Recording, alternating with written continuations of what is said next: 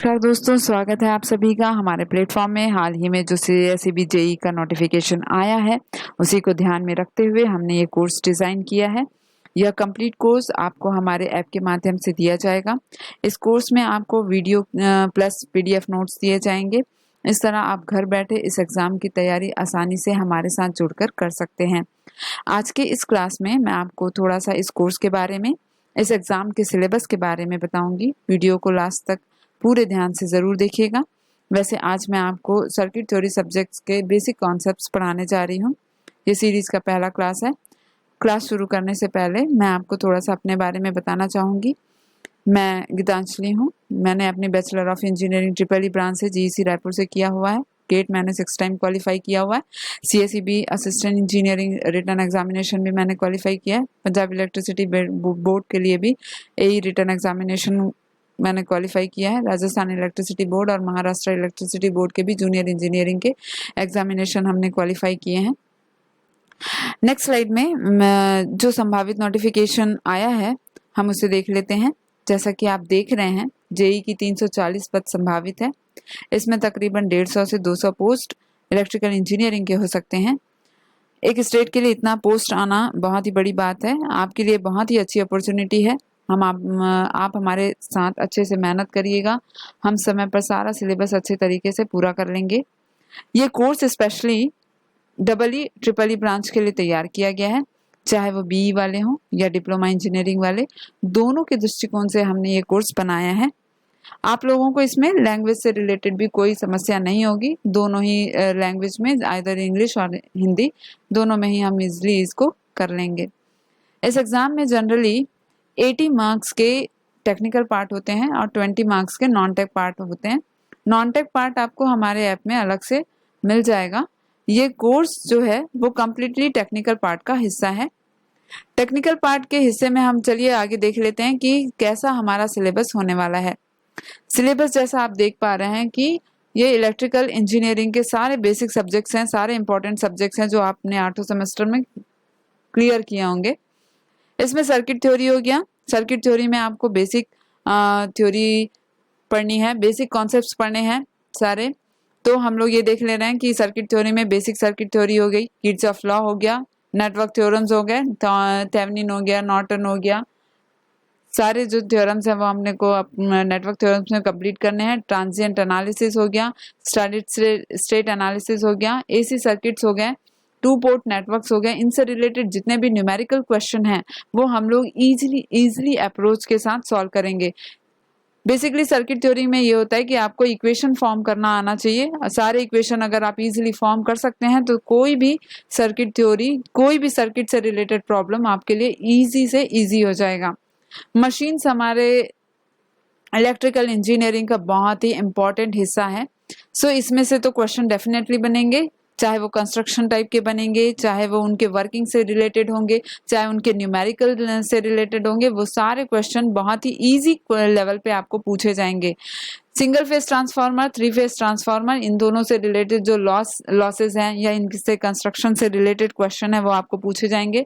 Auto transformer से भी same वैसे ही क्वेश्चन पूछे जाते हैं, उनके कंस्ट्रक्शन से या उनसे उनके वर्किंग प्रिंसिपल से या इनसे रिलेटेड न्यूमेरिकल पूछे जाते हैं। सबसे जो खास हिस्सा है वो है हमारे लिए DC जनरेटर और मोटर्स। उनसे रिलेटेड ग्राफिकल क्वेश्चंस भी हमको पूछे जाते हैं। हमको आइडेंटिफाई करना होता है कि कौन सा DC मोटर हम लोगों ने इस ग्राफिकल क्वेश्चन में देखा है। इस टाइप के सारे जो इजी क्वेश्चन है वो हमको पूछे जाते हैं। सिंगल फेज इंडक्शन मोटर से भी टॉर्क से रिलेटेड क्वेश्चन बहुत ही पूछा जाता है। स्लिप से रिलेटेड भी क्वेश्चन पूछे जाते हैं। 3 फेज इंडक्शन मोटर भी हमारे लिए इंपॉर्टेंट है। Alternator that means synchronous generator से भी क्वेश्चन हमको पूछे जाते हैं। सिंक्रोनस मोटर है, ये भी इंपॉर्टेंट टॉपिक है। स्पेशल मशीन जैसे सर्वो मोटर्स हो गया, ये सारे जो मोटर्स हैं वो स्पेशल मशीन्स में इंक्लूड किए गए हैं। तो ये भी इस मतलब जूनियर इंजीनियर के पेपर्स में पूछा गया है पिछले जितने भी एग्जामिनेशन हुए हैं। मेजरमेंट में अगर देखा जाए तो मेजरमेंट में आपको जितने भी ब्रिजेस हैं, एनर्जी मीटर्स हैं, जितने भी अपने को जितने वोल्ट मीटर्स हैं, सारे जो मेजरमेंट सिस्टम है उनसे रिलेटेड, एक्सटेंशन से रिलेटेड क्वेश्चन पूछे जाते हैं। चाहे वो रेजिस्टेंस का मेजरमेंट हो या ब्रिजेस से रिलेटेड क्वेश्चन हो, वो सारे हमको पूछे जाएंगे। तो ये मेजरमेंट हमारे लिए बहुत ही इंपॉर्टेंट हिस्सा है। इससे बहुत ही इजी क्वेश्चन पूछा जाता है, जो इजीली मतलब न्यूमेरिकल क्वेश्चन हमको अक्सर करके पूछा जाता है इस सेक्शन में। तो वो न्यूमेरिकल क्वेश्चन भी बहुत ही आसान होते हैं, इजीली अप्रोच करके अपन उसको सॉल्व कर सकते हैं। आगे जो सिलेबस है उसमें पावर सिस्टम है। पावर सिस्टम में बेसिकली आप स्टेबिलिटी के क्वेश्चन है, ओवरहेड लाइन के क्वेश्चन है, फॉल्ट एनालिसिस है, इनसे रिलेटेड क्वेश्चन बहुत ही फ्रिक्वेंटली पूछे जाते हैं। आप सर्किट ब्रेकर से रिलेटेड क्वेश्चन है और प्रोटेक्टिव रिले से बेसिक जो क्वेश्चन पूछे जा रहे हैं वो पावर सिस्टम के लिए सबसे ओवरव्यू क्वेश्चन है, तो वो तो हमको इजीली है, वो इजी अप्रोच से हम उसको सॉल्व कर सकते हैं। बेसिकली सर्किट ब्रेकर से ऐसे क्वेश्चन पूछे जाते हैं जो उनके कंस्ट्रक्शन से रिलेटेड होता है या कभी उनके वर्किंग से रिलेटेड होता है। इससे और अदर ऊपर और हायर लेवल ये का क्वेश्चन इसमें नहीं होता, बहुत ही मॉडरेट लेवल के क्वेश्चन हमको देखने के लिए मिलेंगे। ठीक है, एस्टिमेशन कॉस्टिंग जो है प्रीवियस जितने भी जूनियर इंजीनियर के एग्जाम हुए हैं CSEB से, उसमें एस्टिमेशन और कॉस्टिंग के जो क्वेश्चंस हैं वो नहीं थे, बट रेयरली अगर कभी अगर थोड़ा बहुत अगर इससे रिलेटेड क्वेश्चन अगर पूछ लिया गया तो ये भी हम लोग अपने कोर्स में बहुत ही शॉर्ट टर्म में बहुत ही अच्छे तरीके से इसको कर लेंगे। यूटिलाइजेशन ऑफ इलेक्ट्रिकल एनर्जी भी SSC JEE का हिस्सा है बेसिकली, बट समटाइम्स हमको इलेक्ट्रिक हीटिंग से क्वेश्चन कभी कभी पूछ लिया गया है। सो हम लोग ये टॉपिक भी इजी तरीके से बहुत जल्दी इसको कंप्लीट कर लेंगे। बेसिक इलेक्ट्रॉनिक्स में आपको बहुत ही अच्छे तरीके से ध्यान देना पड़ेगा क्योंकि इसमें डायोड सर्किट्स को हमेशा पूछा जाता है और डायोड से रिलेटेड मटेरियल हो गया, ये उनका वर्किंग हो गया, उनका वर्किंग प्रिंसिपल हो गया, उनसे रिलेटेड जो न्यूमेरिकल्स बनते हैं वो भी हमको पूछे जाएंगे। ट्रांजिस्टर से जितने रिलेटेड सर्किट है, बाइपोलर जंक्शन ट्रांजिस्टर से जितने भी क्वेश्चन होंगे वो बेसिकली एम्पलीफिकेशन और गेन से रिलेटेड क्वेश्चन आपको पूछे जाते हैं। तो ये बेसिक इलेक्ट्रॉनिक्स का भी सिलेबस बहुत ही इजी है, वो भी हम लोग इजीली अपन अपने इस कोर्स में आसानी से कवर कर लेंगे। यहाँ पर देख रहे हैं कि डिजिटल इलेक्ट्रॉनिक्स है, एनालॉग इलेक्ट्रॉनिक्स है, इनसे रिलेटेड जो लॉजिक गेट्स के क्वेश्चन है, नंबर सिस्टम से रिलेटेड जो क्वेश्चंस हैं वो फ्रिक्वेंटली पूछे जाते हैं, तो ये भी हम लोग कंप्लीट कर लेंगे। कॉम्बिनेशनल और सिक्वेंशियल सर्किट के भी क्वेश्चन बहुत ही लाइट क्वेश्चन हमको पूछे जाते हैं। ठीक है, एनालॉग सर्किट से अगर देखा जाए तो एनालॉग सर्किट से ये मॉसफेट, बायसिंग और एम्पलीफायर्स बहुत ही इंपॉर्टेंट सेक्शंस हैं। इससे रिलेटेड न्यूमेरिकल या इससे रिलेटेड कोई सर्किट हमको सॉल्व करने के लिए हमेशा आता है। तो इनके अगर मॉसफेट का अगर बाइसिंग बोला जाए या मॉसफेट से रिलेटेड उनके कंस्ट्रक्शन से रिलेटेड या उनके मटेरियल से रिलेटेड अगर क्वेश्चन हमको आते हैं तो वो हमको इजीली इस मतलब इस एनालॉग सर्किट के क्लासेस से आपको इजीली आपको ये इंफॉर्मेशन प्रोवाइड कर दी जाएगी। अब ये कंट्रोल सिस्टम को देख लेते हैं। कंट्रोल सिस्टम जो है उससे रिलेटेड जितने भी क्वेश्चंस हैं वो ट्रांसफर फंक्शन निकालने के लिए या फीडबैक सिस्टम का ट्रांसफर फंक्शन निकालने के लिए ये सारे हमको ऐसे ही क्वेश्चन देखने के लिए मिलते हैं। ब्लॉक डायग्राम से अक्सर करके हमको ये पूछा जाता है कि इसका ट्रांसफर फंक्शन का मतलब उस पर्टिकुलर ब्लॉक डायग्राम के लिए हम लोग ट्रांसफर फंक्शन कैसे एनालाइज करेंगे, वो वैसे क्वेश्चन होते हैं। सिग्नल फ्लो डायग्राम से भी क्वेश्चंस होते हैं, तो हम लोग ये देखेंगे कि किसी भी कंट्रोल सिस्टम का अगर डिजाइन दिया गया हो तो उनका ट्रांसफर फंक्शन ब्लॉक डायग्राम के हेल्प से या सिग्नल फ्लो डायग्राम के हेल्प से कैसे ही ईजी तरीके से अपन उसको निकाल सकते हैं। यहाँ पर दिया है टाइम डोमेन एनालिसिस। ये बहुत ही इंपॉर्टेंट सेक्शन है क्योंकि इसमें आपको रैंप सिग्नल के लिए या यूनिट सिग्नल्स के लिए इसमें हमको तैयारियां करनी है। यहाँ पर जो इम्पोर्टेंट सेक्शन है कंट्रोलर से रिलेटेड और कंपनसेटर से रिलेटेड, ये क्वेश्चन बहुत ही इजी क्वेश्चन कंपनसेटर से ऑलवेज पूछे जाते हैं। लीडिंग और लैगिंग दो कंपनसेटर्स हैं जो जिसके लिए हमेशा क्वेश्चन पूछे जाते हैं। स्टेट स्पेस एनालिसिस का क्वेश्चन कभी पूछा नहीं गया है क्योंकि इनका जो लेवल हो जाता है वो थोड़ा सा मॉडरेट लेवल से थोड़ा ऊपर लेवल का हो जाता है। ये क्वेश्चन अक्सर करके हमको AE में पूछा जाता है। अगर JEE की बात की जाए तो JEE से रिलेटेड जितने भी एग्जाम हुए हैं अभी तक स्टेट स्पेस एनालिसिस के उतने क्वेश्चन पूछे नहीं गए हैं। ये सिग्नल सिस्टम जो है सिग्नल सिस्टम सब्जेक्ट से रिलेटेड जितने भी क्वेश्चंस हैं वो भी बहुत ही आसान तरीके के पूछे जाते हैं। सिंस ये डिप्लोमा इंजीनियरिंग का ये सिलेबस है नहीं, डिप्लोमा इंजीनियरिंग में सिग्नल सिस्टम एक्चुअली था नहीं, इसलिए इसमें से जो क्वेश्चन आएंगे वो बहुत ही सिंपल होने वाले हैं। एलटीआई सिस्टम से रिलेटेड क्वेश्चन होगा और लाप्लास ट्रांसफॉर्म से रिलेटेड क्वेश्चन होगा। ये हम लोग इजिली अपने कोर्स से इजिली अप्रोच से इसको सॉल्व कर सकते हैं। इलेक्ट्रोमैग्नेटिक फील्ड से बेसिकली आपको जो प्रिपरेशन करना है वो प्रिपरेशन एरिया होगा इलेक्ट्रोस्टैटिक और मैग्नेटोस्टैटिक से। यहाँ पर क्या है, हम इलेक्ट्रोस्टैटिक के जितने भी बेसिक कॉन्सेप्ट्स हैं वो क्लियर कर लेंगे और मैक्सवेल का जितना भी लॉज है, जो हम लोगों को 4 लॉज जो पढ़ने हैं मैक्सवेल से रिलेटेड, मैक्सवेल जो और पॉइजन्स रिलेटेड, ये सारे सिलेबस हम लोग इस इलेक्ट्रोमैग्नेटिक थ्योरी की क्लास में कंप्लीट कर लेंगे। यहाँ पर कम्युनिकेशन सिस्टम का कोई वास्ट सिलेबस नहीं है हमारे पास। ये सिलेबस बहुत ही आसान है। एनालॉग और डिजिटल कम्युनिकेशन रिलेटेड हम लोग AM FM इनसे रिलेटेड क्वेश्चंस ही बहुत ही नॉर्मल तरीके से पूछे जाते हैं, तो ये इतना वास्ट सिलेबस नहीं होगा। शॉर्ट टर्म में ही ये कम्युनिकेशन सिस्टम भी आपका कंप्लीट कर लिया जाएगा।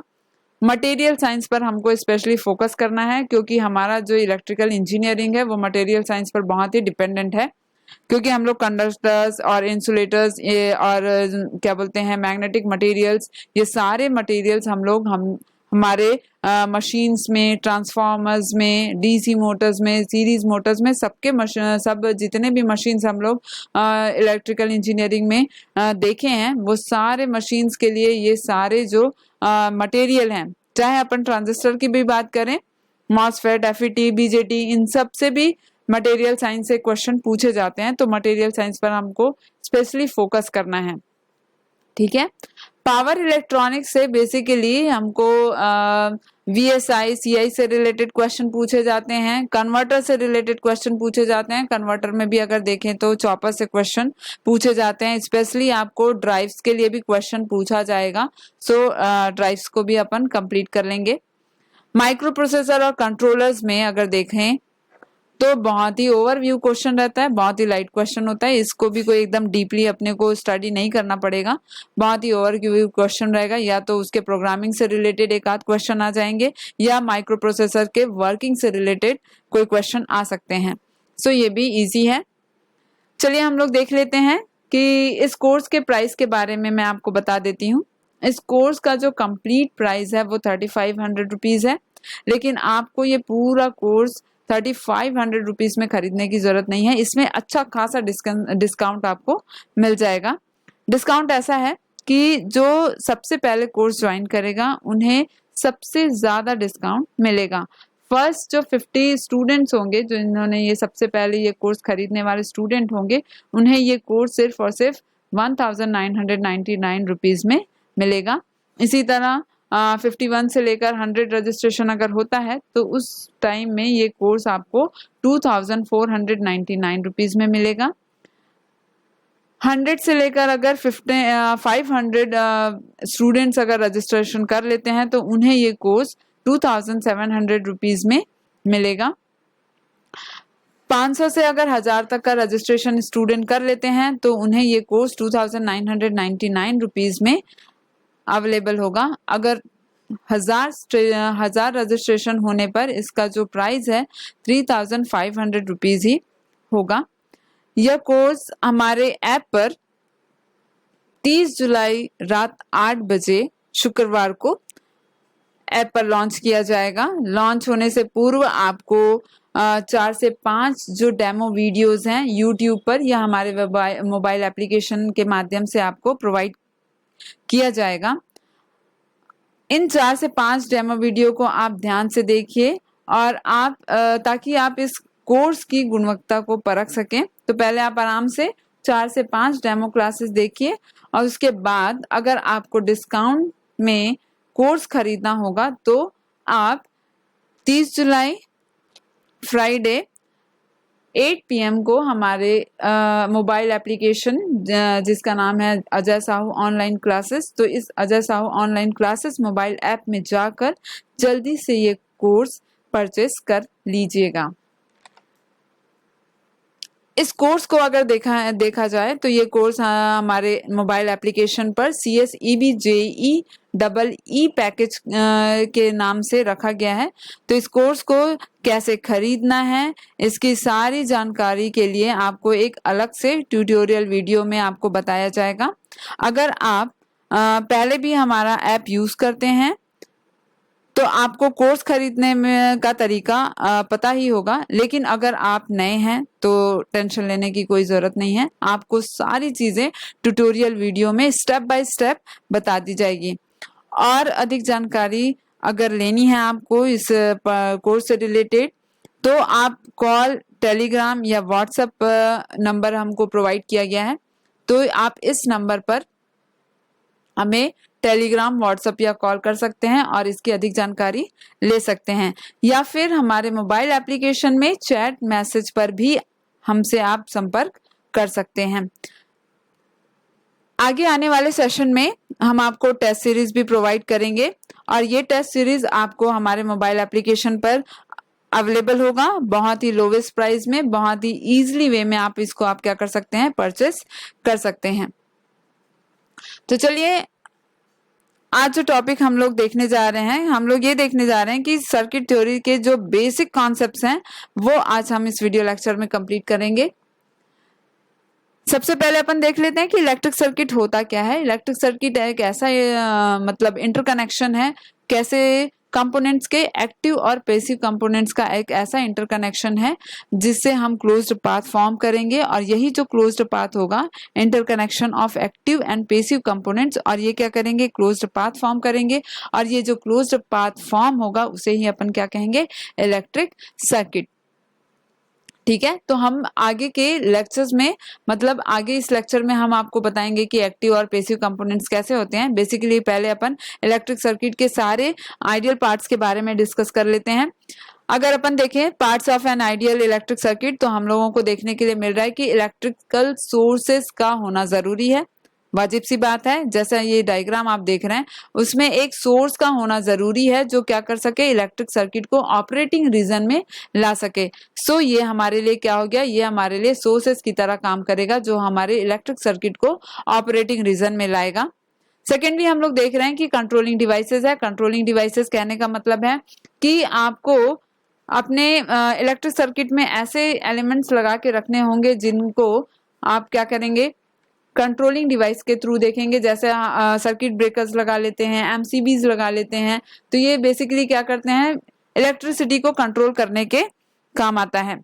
ठीक है, नेक्स्ट में अपन देख रहे हैं प्रोटेक्शन डिवाइस। प्रोटेक्शन डिवाइस ये है कि जैसे कभी आपके इलेक्ट्रिक सर्किट में एबनॉर्मल कंडीशन अगर आ जाए तो उस एबनॉर्मल कंडीशन से कैसे बचा जाएगा, तो यही प्रोटेक्टिंग डिवाइस जो है, ये प्रोटेक्शन से रिलेटेड जितने डिवाइस हैं वो ही हमारे इलेक्ट्रिक सर्किट को हेल्दी वे में प्रोटेक्ट कर सकते हैं। जैसे इस प्रोटेक्टिंग डिवाइस में अगर देखा जाए तो हमारे पास इलेक्ट्रिक फ्यूजेस होते हैं, MCBs होते हैं, स्विच गियर सिस्टम्स होते हैं। ये सारे जो डिवाइसेस हैं वो इलेक्ट्रिक सर्किट को एबनॉर्मल कंडीशन के अगर कोई एबनॉर्मल कंडीशन अगर आ जाती है तो उनसे हमको प्रोटेक्ट करते हैं। कंडक्टिंग पाथ, कंडक्टिंग पाथ कुछ नहीं है, बेसिकली हम लोग जो कंडक्टर वायर्स जो यूज करते हैं, मतलब जो कंडक्टिंग वायर्स जो यूज करते हैं वही अपने को क्या प्रोवाइड करते हैं, कंडक्टिंग पाथ प्रोवाइड करते हैं। जैसे ये सर्किट हम लोगों ने डिजाइन किया है, इस सर्किट डिजाइन में ये देख पा रहे हैं, ये आपको वायर जैसा दिख रहा है, ये wire nothing but conducting material है, और ये कंडक्टिंग मटेरियल ही आपके लिए क्या प्रोवाइड करता है, आपके इलेक्ट्रिक सर्किट को पाथ प्रोवाइड करता है। तो इसे हम क्या कहेंगे, कंडक्टिंग पाथ कहेंगे। ठीक है, लोड, लोड अगर देखें तो लोड से यहाँ पर मैंने ये हमारे लिए ये सोर्स है जो हमको वोल्टेज सोर्स प्रोवाइड करेगा, जो हमारे सर्किट को क्या करेगा, सर्किट को हमारे ऑपरेटिंग रीजन में लाने का काम करेगा।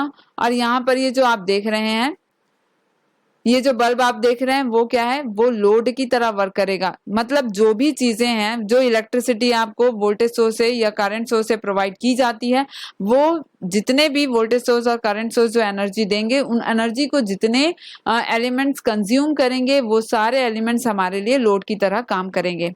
ठीक है, अगर अपन देखें basic properties of electric circuit में कि हमारे पास इलेक्ट्रिक सर्किट में बेसिकली क्या क्या जो कंडीशंस है वो होने जरूरी हैं, तो सबसे पहले देख लेते हैं हमारे पास क्या होना चाहिए। कोई भी इलेक्ट्रिक सर्किट हो उसे क्लोज्ड पाथ में होना बहुत ही जरूरी है। क्यों? क्योंकि क्लोज्ड पाथ में ही करंट का जो फ्लुएंसी है या जो करंट फ्लो होता है वो सिर्फ और सिर्फ इसी बिहाफ में फ्लो होता है कि आपका इलेक्ट्रिक सर्किट क्या होना चाहिए, क्लोज्ड होना चाहिए। ये जो अगर स्विच है तो स्विच को क्या होना चाहिए, अपने पास क्लोज होना चाहिए ताकि करंट उसमें इजिली फ्लो कर जाए।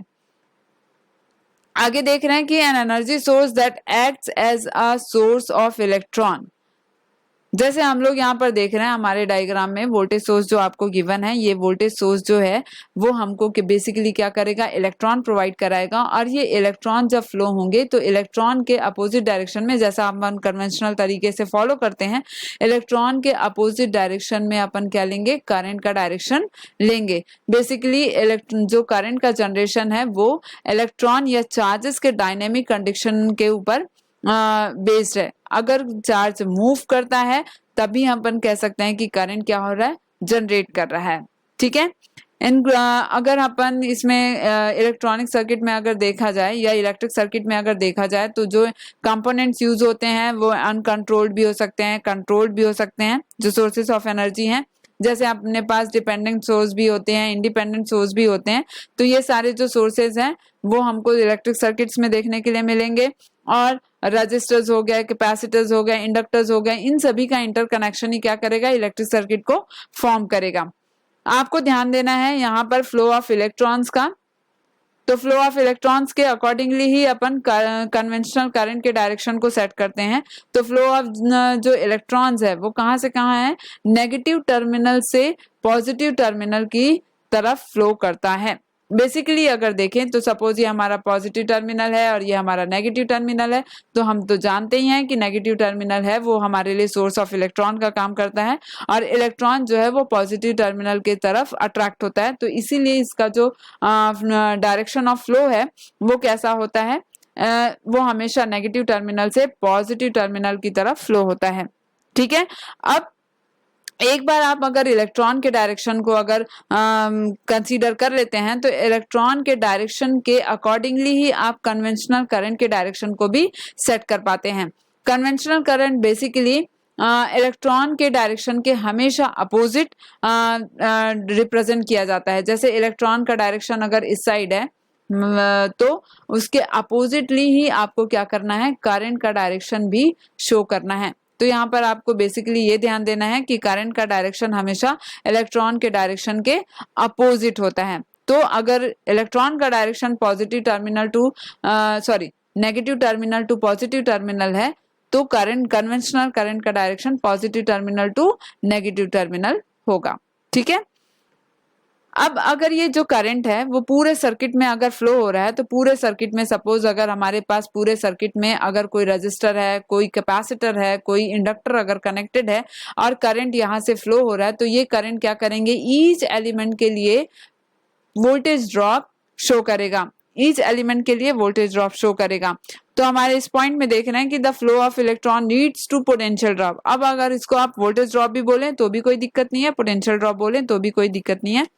तो ये हमारे पास जितने भी वेरियस एलिमेंट होंगे उसके अक्रॉस हमको पोटेंशियल ड्रॉप भी शो करेगा। तो ये सारे जो बेसिक डिटेल्स हैं वो इलेक्ट्रिक सर्किट से पर बेस्ड है और इलेक्ट्रिक सर्किट के लिए बहुत ही एसेंशियल चीजें हैं। जैसा कि मैंने कहा था कि इलेक्ट्रिक सर्किट फॉर्म करने के लिए हमको एक्टिव कंपोनेंट और पैसिव कंपोनेंट्स की जरूरत होती है।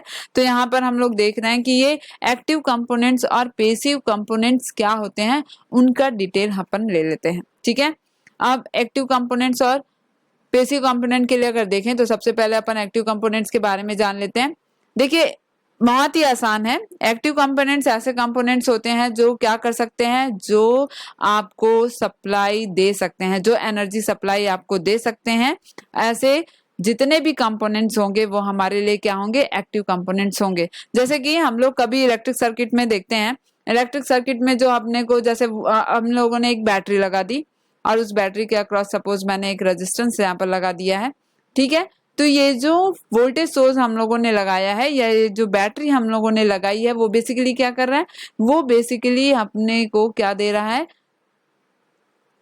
एनर्जी सप्लाई कर रहा है। तो ये जितने भी इलेक्ट्रॉनिक कंपोनेंट है जो हमको एनर्जी सप्लाई में देते हैं वो सारे हमारे लिए क्या होंगे, एक्टिव कंपोनेंट्स होंगे। जैसे मैंने यहाँ पर एग्जांपल एनालिस्ट किया हुआ है, देख सकते हैं कि एक्टिव कंपोनेंट्स जो हैं वोल्टेज सोर्स हो गया, करंट सोर्स हो गया, ट्रांजिस्टर्स भी हो गया, ये सारे हमारे लिए कैसे हैं, एक्टिव कंपोनेंट्स के जैसे हैं।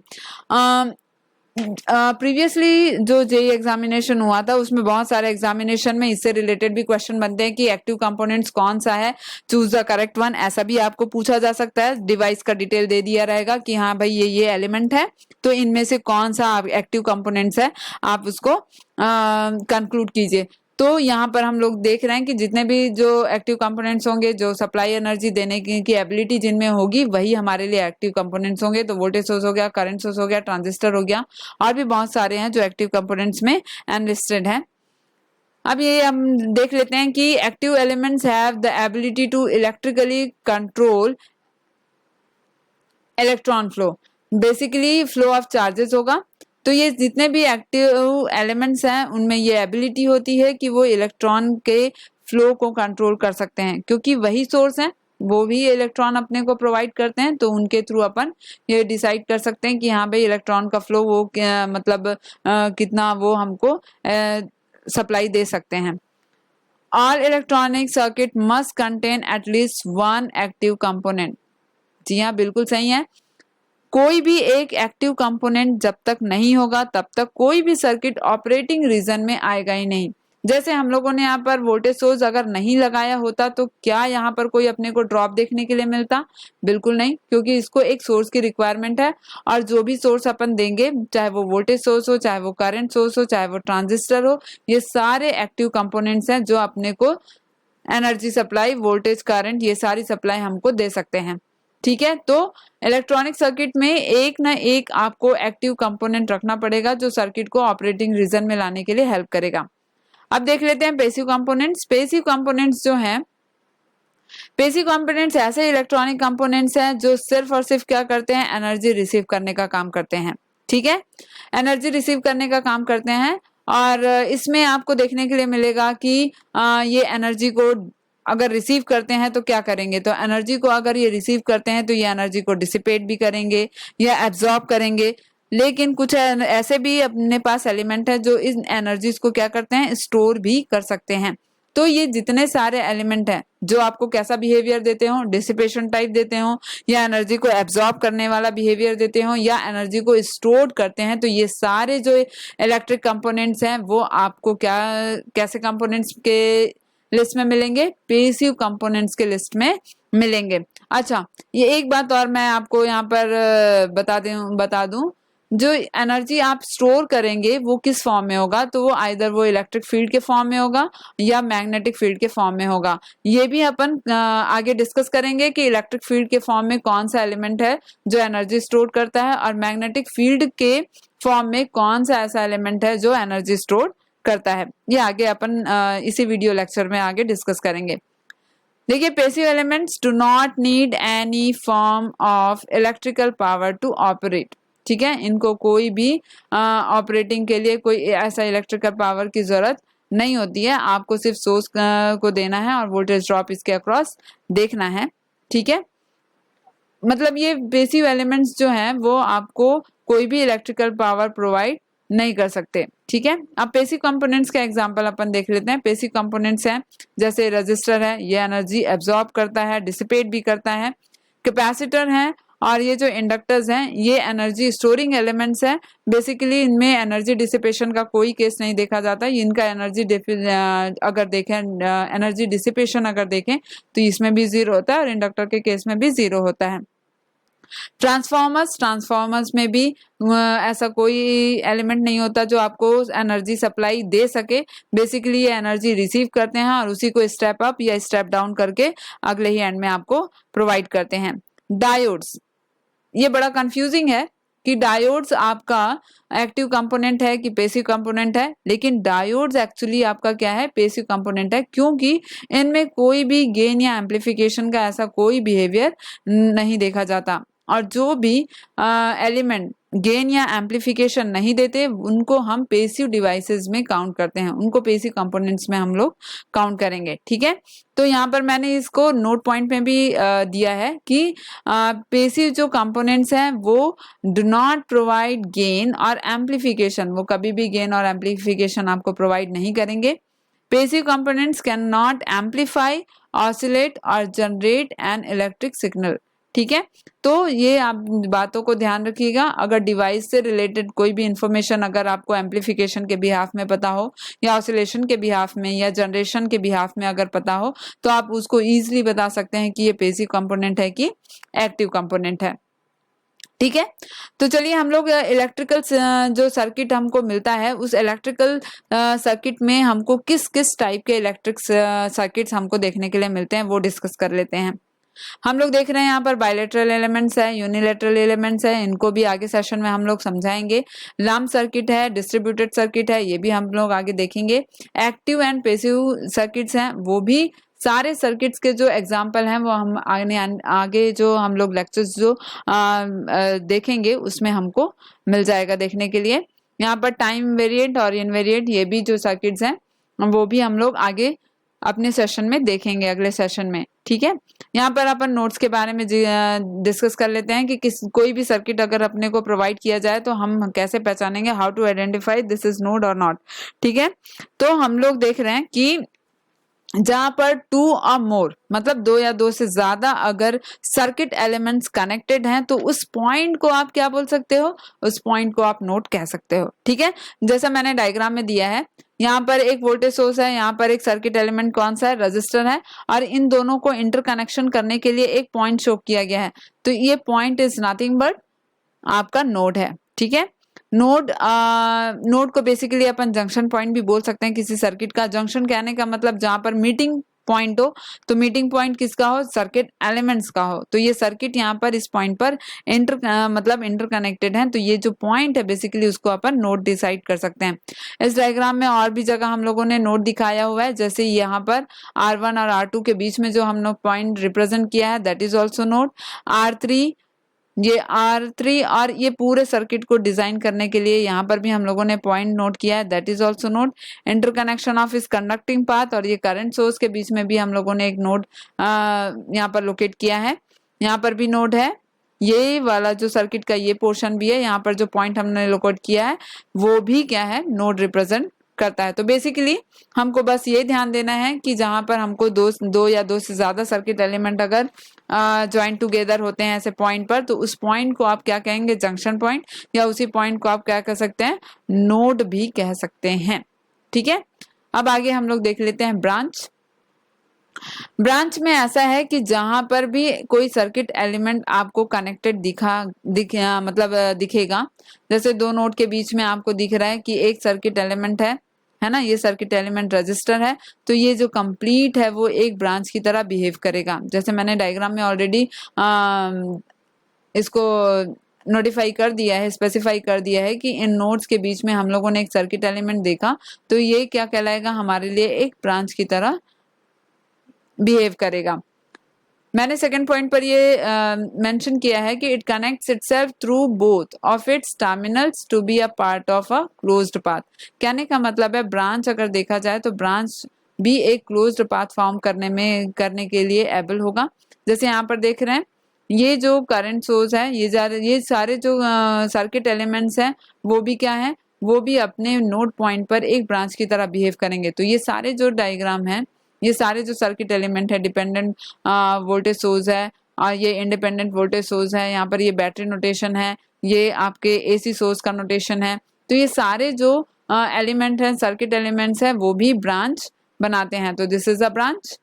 ओके, इसमें बात एक ध्यान देने वाली बात यह है कि अगर आप दो नोड के बीच में है ना, दो जंक्शन पॉइंट के बीच में अगर कोई भी सर्किट एलिमेंट अवेलेबल नहीं है, ठीक है, कोई भी सर्किट एलिमेंट अवेलेबल नहीं है, तो आप उसको क्या रिफर कर सकते हैं, सॉरी, आप उसको एक ब्रांच की तरह रिफर नहीं कर सकते। This is not a branch. Basically हम लोगों ने जो पहले देखा था कि भाई किसी भी मतलब दो जंक्शन पॉइंट में किसी ना किसी सर्किट एलिमेंट का होना बहुत जरूरी है, तभी वो क्या करेगा, ब्रांच फॉर्म करेगा। तो ये तो बेसिकली ये कैसा हो गया, ये तो एक शॉर्ट सर्किट की तरह हो गया। ठीक है, तो मैंने ये मेंशन कर दिया है कि the short circuit between two node is not referred as branch of electric circuit. ठीक है, आगे आने वाले क्लास में हम कॉर्ड के बारे में भी डिस्कस करेंगे। जैसे जैसे अपने को इलेक्ट्रिक सर्किट मिलते जाएगा तो नोड, ब्रांच, कॉर्ड, लूप, इन सब के बारे में अपन डिस्कस करेंगे। यहाँ पर देख रहे हैं कि आपको देखने के लिए मिल रहा है कि लूप हम किसी सर्किट में कैसे आइडेंटिफाई करेंगे कि ये कौन सा लूप है, कैसा लूप है। ठीक है, तो जब भी किसी भी सर्किट एलिमेंट्स में अगर देखें तो सारे नोड पॉइंट्स को अगर आप ज्वाइन करते हो, जैसे मैंने एक सर्किट बनाया है, इस सर्किट में आप देख रहे हो कि यहाँ पर है, ये यहाँ पर एक नोड अपन बता सकते हैं, यहाँ पर एक नोड बता सकते हैं, यहाँ पर भी एक नोड बता सकते हैं। इस नोड को ज्वाइन करने पर आप देख रहे हैं कि एक क्लोज्ड पाथ फॉर्म हो रहा है। ठीक है, एक क्लोज्ड पाथ फॉर्म हो रहा है और इसी क्लोज्ड पाथ को अपन क्या कहेंगे, लूप कहेंगे। कहने का मतलब यहाँ पर मैंने मेंशन किया है कि a set of nodes return to the same starting node without crossing any of the intermediate node twice। कोई भी नोड पॉइंट को आपको दो बार उसको रिपीट नहीं करना है। आप सिंगली क्या करो, यहाँ से नोड पॉइंट से आप स्टार्ट करो और वापस से उसी पर आप अगर एंड करते हो तो जो क्लोज्ड पाथ फॉर्म होगा वही हमारे लिए क्या होगा, वही हमारे सर्किट के लिए लूप होगा। ठीक है, तो हम लोगों ने इस सर्किट में बहुत सारे लूपों को लोकेट किया है अलग अलग जगह से। जैसे मैंने ये भी लोकेट किया है, यहाँ पर ये भी एक लूप है। ठीक है, जो हम लोगों ने ये डिजाइन किया है बेसिकली, ये यहाँ पर ये एक लूप फॉर्म कर रहा है। यहाँ से अगर सर्किट को इस तरीके से यहाँ तक लिया जाए तो ये भी हमारे लिए क्या है, एक क्लोज लूप फॉर्म कर रहा है।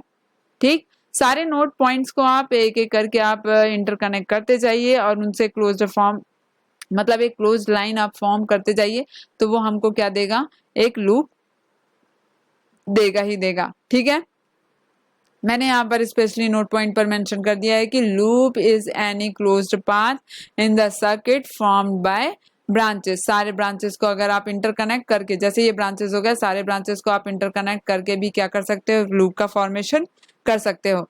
अब ये लूप आइडेंटिफिकेशन हमारे लिए बहुत जरूरी है। जब भी अपन आगे सेशन में जैसे पढ़ेंगे KVL, KCL, nodal mesh, basically Thevenin, Norton, ये सारे थ्योरम जब पढ़ेंगे तो हमको इन्हीं लूप से आइडेंटिफाई करना पड़ेगा। इन्हीं लूप के थ्रू अपन करंट का डायरेक्शन और मतलब अपने सर्किट को शॉर्ट आउट करने के लिए जो अप्रोचेज हैं वो इन्हीं लूप से आप कर सकते हैं। ठीक है, यहाँ पर मैंने टाइप्स ऑफ इलेक्ट्रिक सर्किट बताया है। ये बहुत ही बेसिक डिटेल है, ये आप सभी को पता ही होगा कि ओपन सर्किट किसे कहा जाता है, क्लोज सर्किट किसे कहा जाता है, शॉर्ट सर्किट किसे कहा जाता है। तो मैंने डायग्राम के माध्यम से आपको यहाँ पर समझाया कि ओपन सर्किट क्या है। जब भी आप किसी सोर्स, कोई एक्टिव कंपोनेंट है, अब ऐसे ही याद कर लेते हैं कि ये एक्टिव कंपोनेंट है। तो एक्टिव कंपोनेंट क्या होता है, जो सोर्स या हमको एनर्जी सप्लाई दे सकता है। ठीक है, तो ये अगर सोर्स हमको क्या करते हैं, जैसे मैंने यहाँ पर एक बैटरी वोल्टेज हम लोगों ने लगा के रखा हुआ है, अगर उसको अपन ये पूरे जो स्विच हैं, ये स्विच अगर ओपन रह गया तो ये क्या कहलाएगा, ओपन सर्किट कहलाएगा। जैसे यहाँ पर हम लोग देख रहे हैं डायग्राम पे, यहाँ पर जो इंटरकनेक्शन है बैटरी के साथ ये कंप्लीट नहीं है कंडक्टिंग वायर का, तो इस वजह से ये ऑपरेटिंग रीजन पे नहीं है। तो ये जो सर्किट है वो कैसा सर्किट है, ओपन सर्किट है। क्लोज्ड सर्किट, तो क्लोज्ड सर्किट में आपको क्या करना है, ये जो कनेक्शन आपने प्रोवाइड किया है उसको क्लोज्ड फॉर्म में कनेक्ट करना है। ठीक है, करने का मतलब जैसे मैंने स्विच को रखा है, तो स्विच को हम लोग जैसे ही ऑन करेंगे तो ये पूरी जो सर्किट है वो क्या हो जाएगी, क्लोज्ड फॉर्मेशन में आ जाएगी। तभी यहाँ पर से क्या होगा, करंट फ्लो होगा और ये बल्ब क्या करेगा, ग्लो करेगा। ठीक है, शॉर्ट सर्किट कैसे आइडेंटिफाई करेंगे, तो शॉर्ट सर्किट में आप देख रहे हैं कि यहाँ पर हमारे पास कोई भी एलिमेंट अवेलेबल नहीं है, कोई भी सर्किट एलिमेंट हमारे पास अवेलेबल नहीं है। अगर किसी का डायरेक्ट कनेक्शन अगर ऐसा एक ही सिंगल वायर से कर दिया जाए तो वो क्या होगा, शॉर्ट सर्किट कनेक्शन या शॉर्ट सर्किट कहलाएगा। ठीक है, ये सीरीज सर्किट और पैरेलल सर्किट के जो मैंने कॉम्बिनेशन यहाँ पर बताए हैं वो आगे की वीडियो, इस वीडियो लेक्चर में मैंने आगे स्लाइड में भी बताया है। जब मैंने इंडिविजुअली रेजिस्टेंस के बारे में और इंडक्टर के बारे में और कैपेसिटर के बारे में जब हम लोगों ने डिस्कस किया है, तो उस टाइम में भी मैंने ये मतलब सीरीज कॉम्बिनेशन और पैरेलल कॉम्बिनेशन को डिस्कस किया है। सो यहाँ पर ऐसे ही देख लेते हैं कि सीरीज के लिए अपने को बेसिक फार्मूला क्या अप्लाई करना है, रेजिस्टेंस के लिए, पैरेलल के लिए कौन सा फार्मूला अपन अप्लाई कर सकते हैं, कैपेसिटर के लिए अगर इक्विवेलेंट कैपेसिटर अगर अपने को कैलकुलेट करना है तो ये फॉर्मूले हैं। सिमिलरली इंडक्टर और कैपेसिटर का ये पैरेलल और सीरीज कॉम्बिनेशन भी आप देख सकते हैं कि इसमें कैसे फॉर्मूले अपने को फॉर्म करने हैं। ये वीडियो लेक्चर्स में हम आगे इस टॉपिक पर डिस्कस करेंगे। अब देखिए यहाँ पर जो पैसिव नेटवर्क एलिमेंट्स है उसमें सबसे ज्यादा इंपॉर्टेंट जो आपको देखने के लिए मिलेगा वो है रेजिस्टेंस, कैपेसिटर और इंडक्टर। तो इन सारे एलिमेंट्स को आपको बड़े ही ध्यान से स्टडी करना पड़ेगा, क्योंकि इनके मतलब जितने भी बेसिक कॉन्सेप्ट्स हैं उनके थ्रू ही आपको सर्किट भी सॉल्व होगा, और उनके अगर कुछ बहुत ही सिंपल तरीके का अगर क्वेश्चन पूछ लिया जाए तो ये आपका मैक्सिमम लिमिट, मिनिमम लिमिट, ये रेजिस्टेंस के ये पूछे जाते हैं, ग्राफिकल क्वेश्चन भी पूछे जाते हैं।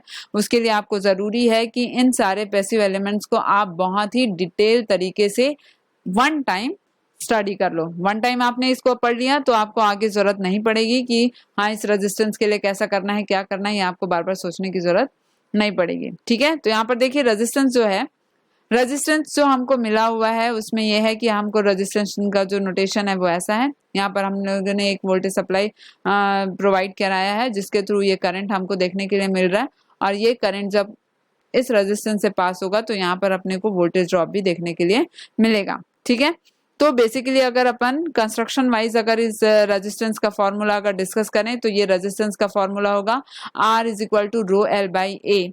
बेसिकली मैं एक वायर से देख लेते हैं, कोई एक वायर है, ठीक है, कोई कंडक्टिंग वायर है, हर एक कंडक्टिंग वायर का अपना ये इनिशियली कुछ ना कुछ रेजिस्टेंस होता है, तो इसके थ्रू अपन समझ सकते हैं। सपोज इस वायर का जो लेंथ है वो L है, ठीक है, क्रॉस सेक्शनल एरिया क्या है अपने पास A है, और इसका मटेरियल जो है अलग अलग मटेरियल का हो सकता है, तो मटेरियल स्पेसिफिक अपने को क्या मिलेंगे, रेजिस्टिविटी की वैल्यू भी अलग अलग मिलेगी। ठीक है, तो यहाँ पर हम लोग देख रहे हैं कि R इज इक्वल टू जब इनको फॉर्म किया जाता है तो इनके एक्सपेरिमेंटल बिहेवियर के हिसाब से कि लेंथ बढ़ाने पर क्या रेजिस्टेंस की वैल्यू पर क्या इम्पैक्ट पड़ रहा है, एरिया बढ़ाने पर या कम करने पर रेजिस्टेंस की वैल्यू पर क्या इम्पैक्ट पड़ रहा है, तो वहां से जो आपको फॉर्मूला जो कंक्लूड किया गया है वो है रो एल बाय ए। ठीक है, रो वहां पर क्या है, रेजिस्टिविटी है जिसको आप ओम मीटर से मतलब जिसका यूनिट आप ओम मीटर से रिप्रेजेंट कर सकते हो, लेंथ है एल। ठीक है, एरिया ऑफ क्रॉस सेक्शन अगर आप देख रहे हो तो एरिया ऑफ क्रॉस सेक्शन अपन किससे रिप्रेजेंट कर रहे हैं, ए से रिप्रेजेंट कर रहे हैं, और area is cross section is nothing but this is the cross sectional area of wire. ठीक है, अगर अपन बात करने चाहें कि रेजिस्टेंस का मिनिमम लिमिट कितना होना चाहिए, तो रेजिस्टेंस का मिनिमम लिमिट 0 होता है, R is equal to 0। Maximum limit अगर आप देखें तो R is equal to infinity. तो इसी बिहेवियर में हम लोगों को थोड़ा सा और डिटेल स्टडी ले लेना चाहिए कि जब R इज इक्वल टू 0 होता है तो सर्किट का बिहेवियर कैसा होता है, जब R is equal to infinite होता है तो सर्किट का बिहेवियर कैसा होता है। तो यहाँ पर मैंने मेंशन कर दिया है कि R इज इक्वल टू अगर 0 है तो करंट आपको इनफाइनाइट मिलेगा और वोल्टेज कितना मिलेगा, 0 मिलेगा। Basically V is equal to IR होता है, राइट। तो V इज इक्वल टू अगर IR है तो I इज इक्वल टू यहाँ पर देख लें, ये I हो गया, और यहाँ पर हम लोगों को रेजिस्टेंस कितना मिला हुआ है, रेजिस्टेंस अपने को 0 मिला है, तो बेसिकली V की वैल्यू जो है वो 0 हुई। ठीक है, I की वैल्यू अगर कैलकुलेट करनी है तो आप V बाय R कर सकते हैं, और R की वैल्यू अपन 0 अगर नीचे रखे तो ये क्या मिलेगा अपने को, R की वैल्यू करंट की वैल्यू हमको इनफाइनाइट मिलेगी। ठीक है, प्रॉपर्टी ऑफ ओपन सर्किट में अगर देख रहे हैं तो प्रॉपर्टी ऑफ ओपन सर्किट कैसा होगा, जब भी आपको रेजिस्टेंस का बिहेवियर या रेजिस्टेंस की जो वैल्यू है अगर इनफाइनाइट मिलती है तो समझ लीजिए वो सर्किट कैसा होगा, ओपन सर्किट होगा। ठीक है, यहाँ पर हम लोगों ने देखा है कि रेजिस्टेंस के भी दो टाइप्स हैं अपने पास, लीनियर रेजिस्टेंस है, नॉन लीनियर रेजिस्टेंस है। बेसिकली जो लीनियर रेजिस्टेंस है वो किसी भी वोल्टेज सोर्स पे या किसी भी करंट सोर्स पे डिपेंड नहीं करते, इसलिए इनका जो फॉर्मेशन है वो बड़े ही लीनियर तरीके से होता है। ठीक है, जैसे जैसे आप वोल्टेज को इंक्रीज करेंगे, जैसे मैंने वोल्टेज को इंक्रीज किया 10%, तो उसी के साथ साथ करंट भी क्या होगा, 10% इंक्रीज करेगा। ठीक है, तो इनके डायरेक्टली प्रोपोर्शनली अगर ये इंक्रीज करते हैं एक दूसरे के तो ये क्या देगा, एक लीनियर बिहेवियर देगा। ये ग्राफ आप देख रहे हैं ये बिल्कुल स्ट्रेट लाइन है, तो ये क्या करते हैं, बेसिकली अगर अपन इसको डिफाइन करें तो लीनियर रेजिस्टेंस कहाँ से आया, तो जो भी मटेरियल है, जो भी कंडक्टिंग मटेरियल है या कोई भी मटेरियल है जो वो ओम्स लॉ को फॉलो करता है वही क्या कहलाएगा, जो ओम्स लॉ को फॉलो करेगा वही हमारे लिए लिनियरिटी रिलेशनशिप रिप्रेजेंट करेगा। तो यहाँ पर भी देख रहे हैं कि V is directly proportional to I है, तो V is equal to R I, where R is constant which is represent as V divided by I। ठीक है, तो ये हमको लीनियर रिलेशनशिप दे रहे हैं। ठीक है, और यहाँ पर नॉन लीनियर का अगर देखा जाए तो नॉन लीनियर रेजिस्टेंस के लिए हम लोग ये देखते हैं कि जो भी मटेरियल है अगर वो ओम्स लॉ को फॉलो नहीं करता तो वो जो रेजिस्टेंस होगा वो क्या होगा, नॉन लीनियर होगा। ठीक है, जैसे यहाँ पर डायोड का है, डायोड सर्किट के लिए हम लोग आगे भी डिस्कस करेंगे, उसके वेव फॉर्म्स को वहां पर भी डिस्कस किया जाएगा, वहां पर भी आपको बता दिया जाएगा कि हाँ भाई ये ओम्स लॉ को फॉलो नहीं करता, इसलिए इसको नॉन लीनियर एलिमेंट्स में लिया गया है। तो ये देख रहे हैं कि नॉन लीनियर रेजिस्टेंस कैसे होंगे, जो ओम्स लॉ को फॉलो नहीं करते। ठीक है, अब ये बेसिक है, इस बेसिक में हम लोगों को दो और इम्पोर्टेंट चीजों के बारे में डिस्कस करना है, वो है पावर। ठीक है, तो power P is equal to क्या होता है, current into voltage V into I. Basically अगर आप इसको और अदर फॉर्म में अगर देखना चाहते हैं I और R के टर्म्स में, V और R के टर्म्स में, तो power is equal to I square into R, और अगर वोल्टेज और रेजिस्टेंस के फॉर्म में देखते हैं तो V स्क्वायर अपॉन R। ठीक है, और पावर का जो यूनिट है वो वॉट से रिप्रेजेंट किया जाता है, ये तो आपको पता ही है। ठीक है, एक और इम्पोर्टेंट टर्म है कि अगर अपन रेसिप्रोकल देखें किसी भी रेजिस्टेंस का, तो रेजिस्टेंस का बेसिक काम क्या है, रेजिस्टेंस का बेसिक काम है कि वो करंट को अपोज करता है। और अगर यहाँ पर देख लें तो करंट का जो करंट को अपोज करने वाले के अपोजिट अगर बात करें तो वो कैसा मिलेगा, वो हमको मिलेगा बिल्कुल अपोजिट। कहने का मतलब ये अपने को मिल रहा है कि 1/R is equal to G। अगर ये करंट को अपोज करता है तो उसका रेसिप्रोकल करेंगे तो ये क्या करेगा, करंट को कंडक्ट करने का काम करेगा। तो बेसिकली इसी बिहाफ में G का जो नोटेशन यूज हुआ है वो कंडक्टेंस के लिए यूज किया गया है। जैसे R का जो यूनिट है वो है हमारे लिए ओम। ठीक है, R को हम लोग रिप्रेजेंट करेंगे किसे, ओम से, इसका यूनिट जो है वो ओम से है। तो कंडक्टेंस जो है, कंडक्टेंस का यूनिट हम लोगों ने कर लिया है मो, जस्ट अपोजिट जैसा हम लोगों ने कहा है कि रेसिप्रोकल ऑफ आर, तो यही हम लोगों ने यूनिट को भी रेसिप्रोकेट कर दिया है, मो कर दिया है, या इसका आप प्रेजेंटेशन कुछ ऐसे कर सकते हैं। ठीक है, नेक्स्ट जो एलिमेंट है वो हमारे लिए है इंडक्टर। इंडक्टर हमारे एसी सर्किट्स के लिए बहुत ही इंपॉर्टेंट है, इससे रिलेटेड बहुत इजी क्वेश्चन पूछे जाते हैं, तो इसे आप ध्यान से देखिएगा। यहाँ पर जो हम लोगों ने इंडक्टर लिया हुआ है उसका एक बेसिक सर्किट बनाया है हम लोगों ने, आज से इसको एसी सोर्स से कनेक्ट किया है। यहाँ पर अगर देख रहे हैं कि phi is directly proportional to I, कहने का मतलब इंडक्टर का कॉन्सेप्ट थोड़ा सा अपन डिस्कस कर लेते हैं। इंडक्टर बनता कैसे है, इंडक्टर किसी भी वायर को अगर आप इन सर्कुलर फॉर्म में अगर वाउंड कर दो तो वो इंडक्टर जैसा बिहेव करता है। बेसिकली ये सेल्फ इंडक्टेंस का बिहेवियर देता है, इसीलिए इनका नाम रखा गया है इंडक्टर। अब देख लेते हैं कि ये सेल्फ इंडक्टेंस होता क्या है। जब भी आप इस वाउंड वायर में करंट को फ्लो करते हैं तो करंट की वजह से, हम लोग ऑस्टेट के एक्सपेरिमेंट से जानते हैं कि करंट की वजह से अपने को उनके आसपास क्या मिलता है, मैग्नेटिक फील्ड मिलता है, और ये मैग्नेटिक फील्ड लिंक हो जाता है इसी कॉइल से। ठीक है, ये मैग्नेटिक फील्ड क्या हो गया, इसी कॉइल से लिंक्ड हो जाता है, और लिंक्ड होने की वजह से जब भी किसी भी कंडक्टिंग सरफेस को कोई भी लाइन ऑफ फोर्स अगर क्रॉस करती है तो ये जो कटिंग एक्शन होता है किसका, लाइन ऑफ फोर्स का और कंडक्टिंग सरफेस का, तो ये क्या जनरेट करती है, ये जनरेट करती है फ्लक्स। ठीक है, तो ये फ्लक्स जो जनरेट होता है उसी के थ्रू अपने को इंडक्टेंस का बिहेवियर देखने के लिए मिलता है। तो यहाँ पर मैंने यहाँ पर एक मतलब मैथमेटिकली रिप्रेजेंटेशन से आपको दिखाया है कि that flux is directly proportional to I. ये जो करंट है, अगर आप करंट के अमाउंट को बढ़ाते जाएंगे तो ऑब्वियस सी बात है मैग्नेटिक फील्ड का भी अमाउंट बढ़ते जाएगा, और जैसे जैसे मैग्नेटिक फील्ड बढ़ते जाएगा वैसे वैसे ये फ्लक्स की वैल्यू भी बढ़ते जाएगी। तो यहाँ पर ये भी एक ऐसा रिलेशन दे रहा है, लीनियर रिलेशनशिप दे रहा है। तो आगे अपन ये डिस्कस करेंगे कि लीनियर कैसे होगा। Phi is equal to L I, that means हम लोगों ने यहाँ पर प्रोपोर्शनैलिटी को हटाकर एक प्रोपोर्शनैलिटी कांस्टेंट लगाया, तो phi is equal to L I, या एल इज इक्वल टू अगर आप निकालना चाहें तो L is equal to phi divided by I होता है। ठीक है, एल यहाँ पर इंडक्टेंस है, और इसका जो यूनिट है, इसका यूनिट हम लोगों ने लिया है, ऐसा यूनिट जो है इंडक्टेंस का वो है हमारे लिए हेनरी। ठीक है, अगर वोल्टेज के फॉर्म में अगर इसको डिफाइन किया जाए तो वोल्टेज का जो इक्वेशन है वो बड़े ही इजी तरीके से अपन कैलकुलेट करते हैं। हम लोगों ने फैराडेज लॉ देखा है कि कभी भी सेल्फ इंडक्टेंस अगर आप देखें तो सेल्फ इंडक्टेंस क्या करता है, ईएमएफ इंड्यूस करता है। ठीक है, तो उस ईएमएफ इंड्यूस्ड को हम लोगों ने फैराडे और लेंस के थ्रू हम लोगों ने कंक्लूड किया है कि E इज इक्वल टू क्या होता है, minus N D phi by D t. ठीक है, minus N D phi by D t, where N is number of turns, right, where N is number of turns. तो ये induced EMF को basically अपन V consider कर लेते हैं, voltage V consider कर लेते हैं। यहाँ पर अगर लेंस लॉ के साइन कन्वेंशन को थोड़ी देर अगर कंसीडर ना करें तो इसको बाय मैग्नीट्यूड वाइज अगर कंसीडर करें तो ये V इज इक्वल टू क्या होगा, d phi by D t, साथ में ये number of turns and d phi by D T. तो हम लोगों ने ये देखा है कि जो फ्लक्स लिंकेज होता है, देखिए ये फ्लक्स लिंकेज है।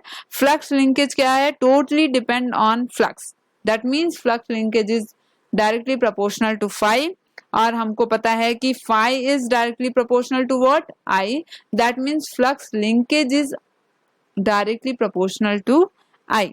तो यहाँ से अपन कंक्लूड कर सकते हैं कि V इज इक्वल टू क्या लिख सकते हैं, यहाँ पर V is equal to d phi by d t लिखा जा सकता है। और फाई की वैल्यू जैसे हम लोगों को ऑलरेडी दिया गया है।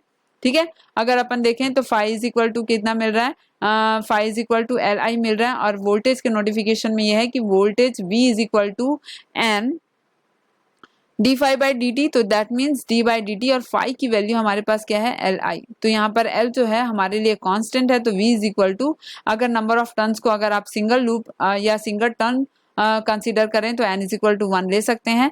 तो यहाँ पर ये L हो जाएगा, L कांस्टेंट है, और D I by D T. तो ये जो वोल्टेज हम लोगों ने यहाँ पर कैलकुलेट किया है तो V is equal to L d I by D t, वो कुछ इस तरीके से हम लोगों ने निकाला है। ठीक है, अब अगर इसमें L को ट्रांसपोज करके L की वैल्यू को निकाल ली जाए तो L is equal to V upon d I upon d T.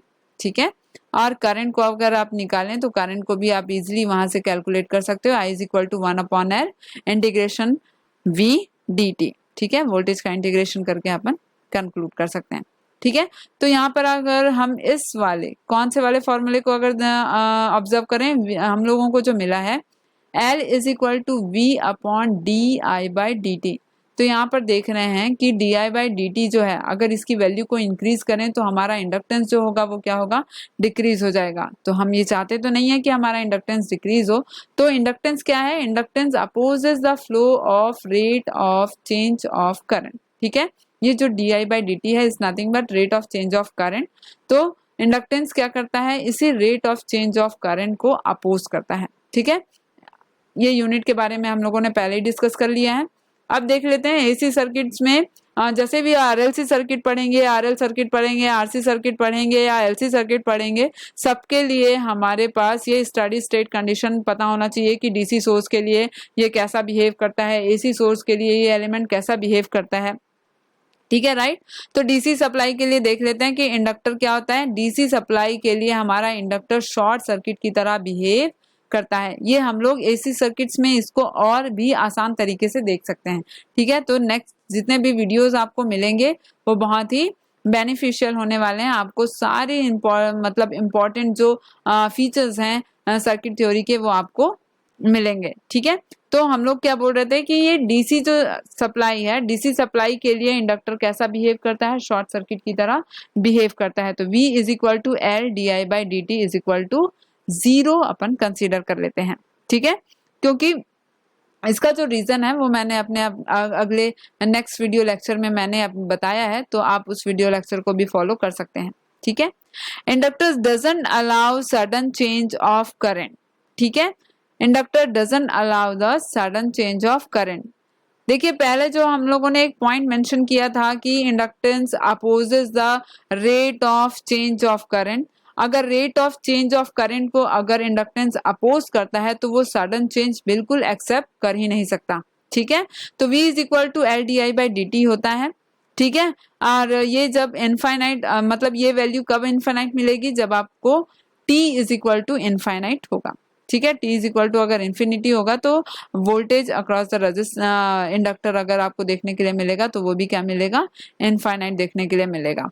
अब मैंने आपको इस वीडियो लेक्चर के स्टार्टिंग में जब हम लोगों ने एक्टिव कंपोनेंट्स सब डिस्कस किया था तो मैंने बताया था कि इंडक्टर्स क्या है, स्टोर मतलब एनर्जी स्टोरिंग एलिमेंट है, तो वो भी डिस्कस कर लेते हैं अपन। Inductor can store energy either DC और एसी सप्लाई, ठीक है, वो चाहे तो एसी सप्लाई या डीसी सप्लाई दोनों के लिए क्या करता है, एनर्जी स्टोर कर सकता है, और जिसकी एनर्जी की वैल्यू अपन कैलकुलेट कर सकते हैं, W is equal to 1/2 LI²। ठीक है, मैंने यहाँ पर जैसे रेजिस्टेंस के लीनियर और नॉन लीनियर सेक्शन को इंट्रोड्यूस किया है, वैसे ही इंडक्टेंस के केस में भी है। इंडक्टेंस भी देख लीजिए आप, लीनियर इंडक्टेंस है और नॉन लीनियर इंडक्टेंस है। लीनियर इंडक्टेंस में आप इस रिलेशन को फॉलो करिए, कौन सा relation, that phi is directly proportional to I. जब भी अपन फाई और आई के बीच में कोई भी ग्राफ अगर ड्रॉ करते हैं तो इन दोनों के बीच का जो रिलेशन है वो बिल्कुल लीनियर है, तो ग्राफ बिहेवियर भी क्या होगा, linear. That time we can say that linear inductance. ठीक है, अगर वोल्टेज और किसी भी डिफरेंशियल क्वांटिटी के लिए भी, क्योंकि डिफरेंशियल क्वांटिटी के लिए भी ये जो इलेक्ट्रिक सर्किट है वो लीनियर बिहेवियर देता है, तो di/dt और v के वर्सेस अगर अपन ये ग्राफ ड्रॉ करें तो ये भी हम लोगों को क्या दे रहा है, एक लीनियर बिहेवियर शो कर रहा है। तो ये जितने भी इंडक्टर्स हैं अगर वो इस रूल को फॉलो करते हैं, phi is directly proportional to I, तो वो सारे जो इंडक्टेंस है वो कैसे होंगे, लीनियर इंडक्टेंस होंगे। अब नॉन लीनियर इंडक्टेंस के केस में अगर आपको एक इंपॉर्टेंट अगर सेक्शन अगर देखें तो कोई भी इंडक्टेंस नॉन लीनियर कैसे हो सकता है। कोई भी इंडक्टेंस अगर नॉन लीनियर होगा तो कहने का मतलब है कि वो सभी जो नॉन लीनियर इंडक्टेंस है वो अपने सोर्स पर डिपेंड करेंगे। ठीक है, जब भी कोई इंडक्टर सोर्स पे डिपेंड करता है ना, तो समझ लीजिए कि वो कैसा इंडक्टेंस है, नॉन लीनियर इंडक्टेंस है। ठीक है, वो सारे जो इंडक्टेंस है वो आपको कैसे मिलेंगे, नॉन लीनियर इंडक्टेंस मिलेंगे। ठीक है, तो नॉन लीनियर इंडक्टेंस के केस में अपन लोगों ने देखा है कि फाई इज डायरेक्टली ये फाई जो है वो डायरेक्टली प्रोपोर्शनल टू आई को फॉलो नहीं करता है। ठीक है, इसका ग्राफ जो है वो लीनियर ग्राफ नहीं शो कर रहा है। ठीक है, यहाँ पर di/dt और v के बीच में भी जो हमने ग्राफ ड्रॉ किया है वो भी हमको लीनियर ग्राफ शो नहीं कर रहा है। ठीक है, तो यहाँ से हम लोगों ने ये कंक्लूजन निकाल लिया कि लीनियर इंडक्टेंस और नॉन लीनियर इंडक्टेंस हम कैसे आइडेंटिफाई करेंगे। ठीक है, ये हो गया। अब इसके पावर के बारे में डिस्कस कर सकते हैं। Power P is equal to हम लोगों ने दिया है LDI/dt। सॉरी मिस्टेकनली ये आई यहाँ पर प्रिंट हो गया है शायद। बेसिकली हाँ, चलिए हम लोग डिराइव कर लेते हैं कि P is equal to basically अपने को क्या मिलता है, वोल्टेज इनटू करंट मिलता है, और वोल्टेज का जो वैल्यू है तो P is equal to voltage की वैल्यू हम लोगों ने यहाँ पर से कैलकुलेट की है कि V is equal to LDI/dt। तो ये हो जाएगा LDI/dt और यहाँ पर ये I।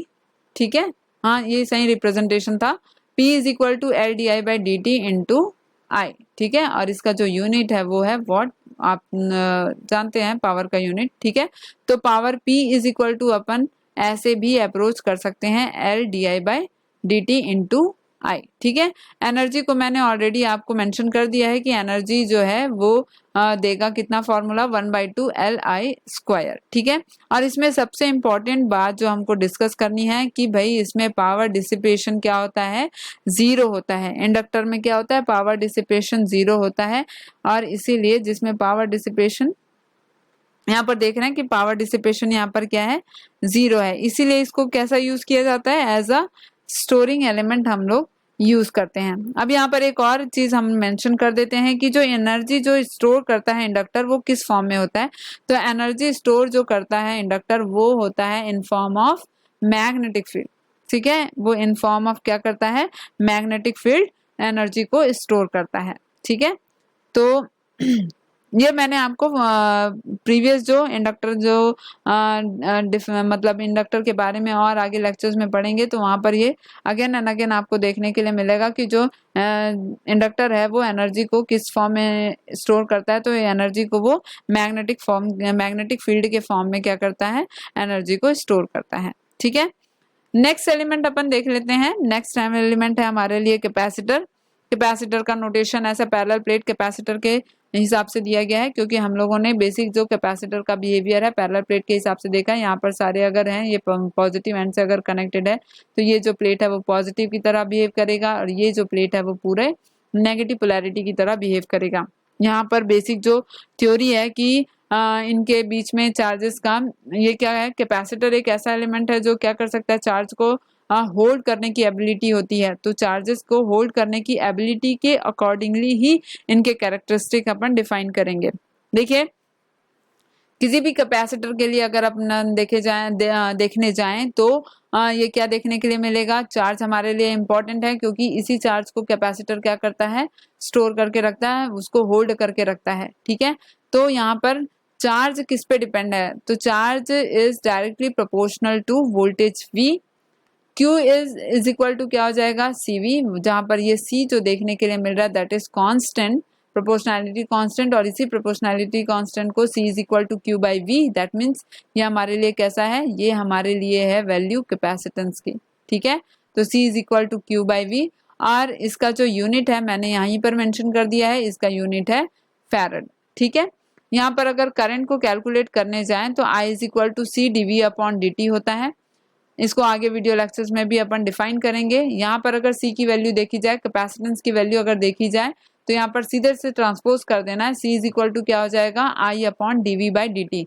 अब देख सकते हैं कि ये dV बाई जो dt है, अगर इसको अपन इंक्रीज करने जाएं तो यहाँ पर क्या होगा, कैपेसिटर क्या हो जाएगा, डिक्रीज हो जाएगा, क्योंकि इन दोनों के बीच में मतलब इन दोनों के बीच में इन्वर्सली रिलेशन है।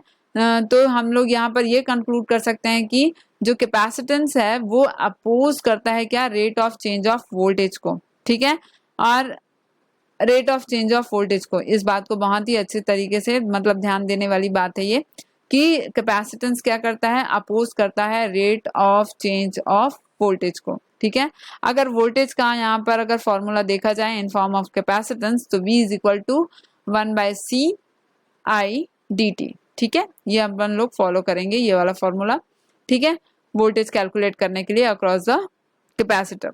ठीक है, ये देख लीजिए, ये सारे जो फॉर्मूलेज हैं वो आपको AC circuit, RLC circuit, RL circuit, इन सारे सर्किट्स में आपको देखने के लिए मिलेगा।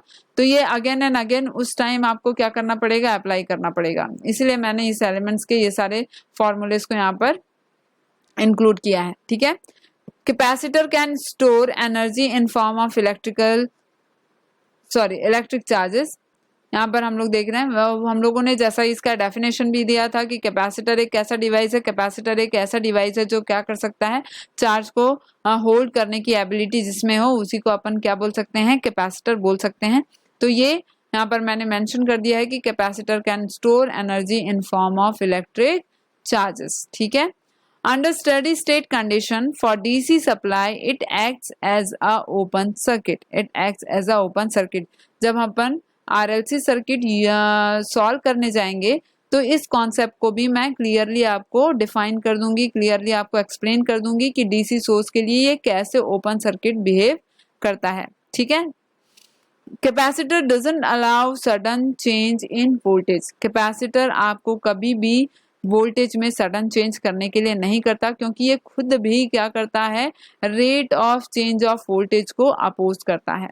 ठीक है, अब जैसे हम लोग देख रहे हैं कि कैपेसिटेंस, जैसे हम लोगों ने पिछले में देखा कि रेजिस्टेंस हो गया, इंडक्टेंस हो गया, उनकी भी लीनियरिटी नॉन लीनियरिटी को अपन शो किए हैं। तो यहाँ पर भी कैपेसिटेंस को भी देख सकते हैं कि हमारे पास दो टाइप के कैपेसिटर मिलेंगे, एक लीनियर है और एक नॉन लीनियर कैपेसिटर है।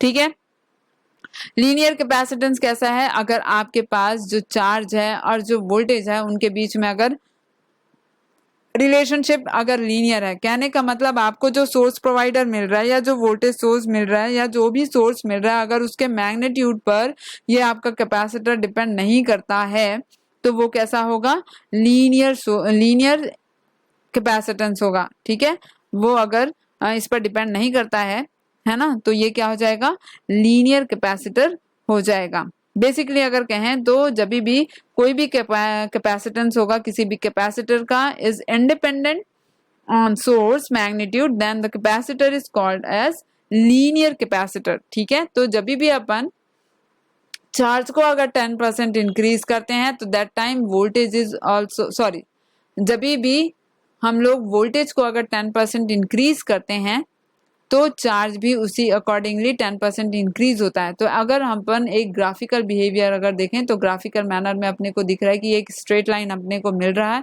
स्ट्रेट लाइन क्या रिप्रेजेंट करेगा हमारे लिए? लीनियर रिलेशनशिप रिप्रेजेंट करेगा किसके बीच में? Q एंड V के बीच में। ठीक है, तो ये जितने भी लीनियर रिलेशनशिप को जितने भी रिप्रेजेंट करेंगे वो सारे जो कैपेसिटेंस है वो कैसे होंगे? लीनियर कैपेसिटेंस होंगे। यहाँ पर डिफरेंशियल क्वांटिटी के लिए भी आप रिप्रेजेंट कर सकते हो dV/dt, और करंट के बीच में अगर ग्राफिकल रिप्रेजेंटेशन अगर देखा जाए तो वो भी अपने को स्ट्रेट लाइन दे रहा है, मतलब इसका जो बिहेवियर है बिल्कुल लीनियर है। ठीक है, नॉन लीनियर के केस में अगर बोला जाए तो नॉन लीनियर के केस में अगर हम लोग डिफाइन करें कैपेसिटेंस को तो when capacitance of a capacitor depends upon the source magnitude. यहाँ पर ध्यान देने वाली बात है कि अगर कोई भी कैपेसिटेंस है किसी कैपेसिटर का, अगर वो सोर्स के मैग्नीट्यूड पर डिपेंड करता है, मतलब डिपेंड्स ऑन सोर्स मैग्नीट्यूड पर अगर वो डिपेंड करता है तो समझ लीजिए कि वो कैसा कैपेसिटेंस है, वो आपको नॉन लीनियर कैपेसिटेंस दे रहा है। ठीक है, तो नॉन लीनियर भी आपको क्लियर है। अगर अपन बिहेवियर को अगर ड्रॉ करते हैं ग्राफिकल रिप्रेजेंटेशन से Q और V का, तो हमको वो स्ट्रेट लाइन नहीं मिलेगा, वो हमको नॉन लीनियर बिहेवियर दिखा रहा है। ठीक है, डिफरेंशियल क्वांटिटी का और करंट का भी अगर अपन ग्राफिकल रिप्रेजेंटेशन देखें तो वो भी अपने को नॉन लीनियर ही दिख रहा है। ठीक है, पावर को अगर देखा जाए तो power P is equal to, यहाँ पर ये फॉर्मूला अच्छे से देख लेते हैं कि power P is equal to previously जैसा डिस्कस किए थे कि V इंटू आई होता है, तो V की वैल्यू और I की वैल्यू अपने को देखनी है। तो बेसिकली हमारे पास I की वैल्यू इजिली अप्रोच में अवेलेबल है, तो वी शुड पुट I की वैल्यू को यहाँ पर पुट कर देते हैं। तो I की वैल्यू है C dV/dt। ठीक है, यहाँ पर वैल्यू कितनी है? C dV/dt। अगर इसके एनर्जी के फॉर्मेट को देखा जाए तो energy W is equal to integration P dt होता है बेसिकली। तो इसके अगर इसको सॉल्व करें तो अपने को क्या मिल जाएगा? 1/2 CV², और इसका जो यूनिट है वो तो जूल से ही होगा। ठीक है, जैसे इंडक्टर हमारा एनर्जी स्टोरिंग एलिमेंट है और उसमें भी पावर डिसिपेशन 0 था, सिमिलरली कैपेसिटर भी एक एनर्जी स्टोरिंग एलिमेंट है जो क्या करता है? इलेक्ट्रिक चार्जेस, मतलब इलेक्ट्रिक फील्ड के फॉर्म में क्या करता है? एनर्जी स्टोर करता है। ठीक है, इलेक्ट्रिक फील्ड के फॉर्म में क्या करेगा? एनर्जी स्टोर करेगा। ठीक है, इसीलिए इसमें power dissipation in capacitor is 0। ठीक, तो हम लोगों ने ये सारे जो पैसिव एलिमेंट्स हैं उनको देख लिए हैं। रेजिस्टेंस हो गया, कैपेसिटर हो गया, इंडक्टर हो गया, ये सारे पैसिव एलिमेंट्स हमने देख लिए हैं। ठीक है, अगर अपन पावर कैलकुलेशन करने जाएं किसी भी इलेक्ट्रिक सर्किट में किसी भी एलिमेंट के अक्रॉस अगर पावर कैलकुलेशन करने जाएं तो पावर कैलकुलेशन करने के लिए हमको इन फॉर्मूले की जरूरत पड़ेगी। तो P इज इक्वल टू होता है VI, और अपन AC सर्किट्स के लिए अगर सॉल्व करने जाएं तो P इज इक्वल टू होता है VI cos phi। That time AC circuit के जब भी क्लासेस होंगी तो ये जो cos phi का टर्म है वहां पर हम आपको एक्सप्लेन करेंगे। ठीक है, अब एनर्जी को कैलकुलेट करें तो एनर्जी को बेसिकली हम लोगों ने प्रीवियस स्लाइड्स में भी देखे थे कि P को अगर पावर को अगर आप इंटीग्रेट कर दो with respect to T, then we got energy. ठीक है, तो यहाँ पर हम लोगों ने सेम फॉर्मेट अप्लाई किया है कि E of T integration limit और माइनस इन्फिनिटी टू T, यहाँ पर ये जो पावर का फंक्शन है हमने T के रिस्पेक्ट में क्या कर दिया है? डिफरेंशिएट कर दिया, तो then we will get the form of energy, that means value of energy. ठीक है, तो कोई भी सर्किट एलिमेंट के अक्रॉस हम लोग क्या कर सकते हैं? कोई भी पैसिव एलिमेंट है, कोई भी सर्किट एलिमेंट हमारे पास है, उसके अक्रॉस अपन इसी फॉर्मूले को अप्लाई करके power as well as energy का कैलकुलेशन इजिली कर सकते हैं। इससे रिलेटेड क्वेश्चन भी हमारे पास अवेलेबल है जो हम लोग बाद में कर लेंगे। इक्विवेलेंट सर्किट मैंने जैसे पहले आपको बताया था कि प्रीवियस स्लाइड में भी हम लोगों ने एक स्लाइड देखा था कि वो इक्विवेलेंट सर्किट के कुछ कुछ पोर्शंस को हम लोगों ने डिफाइन किया था। तो ये सीरीज सर्किट है, सीरीज सर्किट ऐसा बैक टू बैक कनेक्शन देगा जिसमें अपन इक्विवेलेंट रेजिस्टेंस अगर कैलकुलेट करना चाहें तो R equivalent is equal to R1 plus R2 plus R3। ये बिल्कुल बेसिक फॉर्मूलेज हैं सर्किट थ्योरी के लिए। ये सारे आपको वैसे तो सबको पता ही होंगे, लेकिन फिर भी हम लोग इसको एक बार देख लेते हैं सरसरी तौर पे कि कैसा कैसा होता है। पैरेलल कनेक्शन अगर रेजिस्टेंस का देखें तो पैरेलल कनेक्शन में ये सीधा सा फॉर्मेट है कि R equivalent is equal to 1/R1 plus 1/R2 plus 1/R3। Basically इसको अपन 1/R करके यूज करते हैं। अगर आप 1/R नहीं लिखते हैं तो यहाँ पर इनवर्स पावर आपको यहाँ पर रिप्रेजेंट करना पड़ेगा। ठीक है, यहाँ पर हम लोग देख रहे हैं कि वोल्टेज डिवीजन और करंट डिवीजन के भी मैंने फॉर्मेट आपको यहाँ पर अवेलेबल करा दिया है कि कैसे अप्लाई करना है। ये बहुत ही इंपॉर्टेंट सेक्शन है क्योंकि हम लोग बहुत सारे थ्योरम्स में जब लास्ट में वोल्टेज या करंट कैलकुलेट करना होता है तो इन्हीं वोल्टेज डिवीजन और करंट डिवीजन रूल को फॉलो करके करंट और वोल्टेज का कैलकुलेशन कर लेते हैं। ठीक है, तो यहाँ पर ये सर्किट मैंने रिप्रेजेंट किया है और उस सर्किट के बिहाफ में ये देखिए R2 के अक्रॉस जो वोल्टेज है वो V2 है, R1 के अक्रॉस जो वोल्टेज है वो V1 है और ये जो टोटल जो वोल्टेज आपको दिखाई दे रहा है V of t, output voltage भी कंसीडर कर सकते हैं।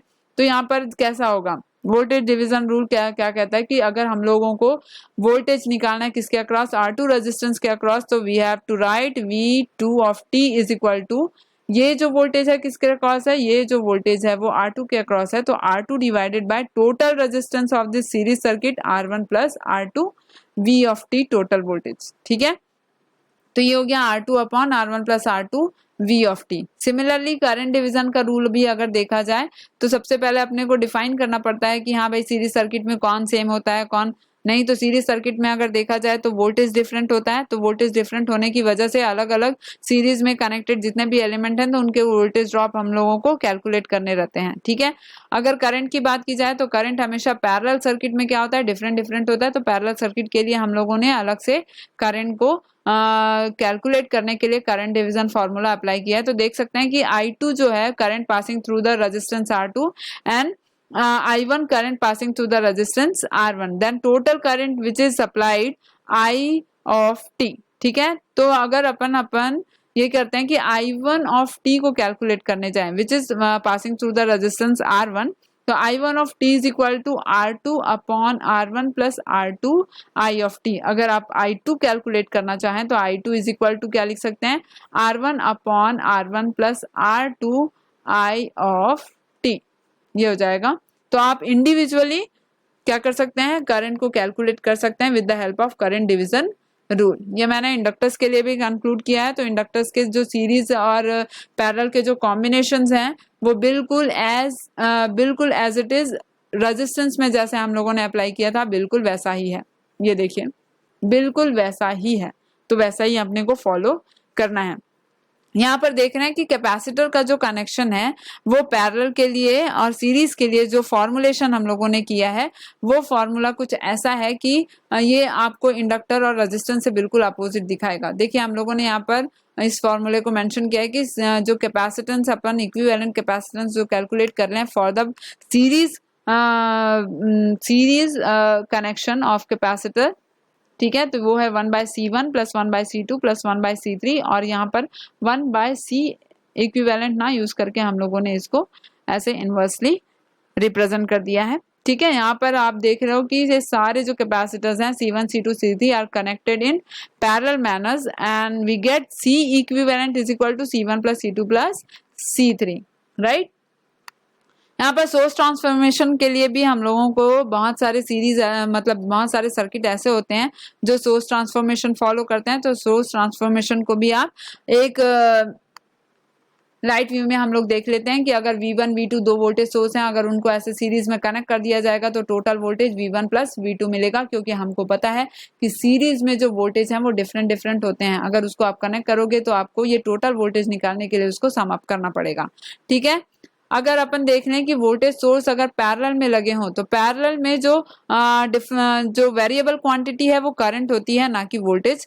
तो हर एक पैरेलल ब्रांच में जो वोल्टेज होगा वो सेम होगा, इसीलिए हम लोगों ने यहाँ पर रिप्रेजेंट किया है कि V1 is equal to V2। ठीक है, यहाँ पर अगर हम देख रहे हैं कि टू करंट सोर्सेज हैं कनेक्टेड इन पैरेलल, तो कनेक्टेड इन पैरेलल में आप टू करंट सोर्स अगर देख रहे हो तो हम लोगों को ये पता है कि पैरेलल में हर एक ब्रांच में अलग अलग करंट फ्लो होता है। ठीक है, डिफरेंट करंट फ्लो होता है। यहाँ अपन देख सकते हैं कि पैरेलल सर्किट के लिए जो वेरिएबल क्वांटिटी होती है वो करंट होती है। ठीक है, तो यहाँ पर पैरेलल में अगर टोटल करंट अगर करने जाएं तो यहाँ पर अगर हम एक नोट पॉइंट अगर कंसीडर करते हैं तो यहाँ पर इनकमिंग करंट I1 है और यहाँ पर से इसी नोड पर क्या है, इनकमिंग करंट I2 है और ये इस नोड से क्या होगा, आउटगोइंग होगा। तो आउटगोइंग करंट को कैलकुलेट करने के लिए क्या होगा, I1 प्लस I2, ठीक है, I1 प्लस I2। तो हम लोगों ने यहाँ पर ये एक टोटल सिंगल एक करंट सोर्स रिप्रेजेंट करके उसको किस में चेंज कर दिया है, I1 प्लस I2 में। Two current sources connected in series, अगर कोई एक करंट सोर्स होता है वो अगर सीरीज में कनेक्शन है तो हम लोग जानते हैं कि सीरीज में एक सिंगल पाथ होता है, सीरीज में एक सिंगल पाथ होता है इलेक्ट्रिक सर्किट के कनेक्शन में, तो वहां पर एक ही करंट एग्जिस्ट करेगा।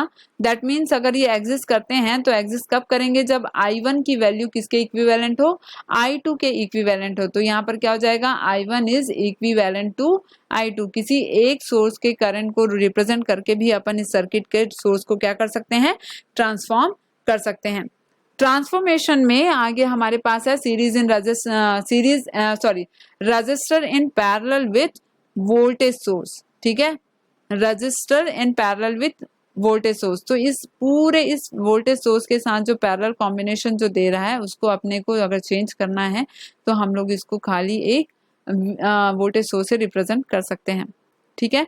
Register in series with a current source, तो करंट सोर्स को अगर ये देख रहे हैं तो इसमें आप एक करंट सोर्स को इजिली ऐसे ही रिप्रेजेंट कर सकते हैं, सिंगली करंट सोर्स को अपन रिप्रेजेंट कर सकते हैं।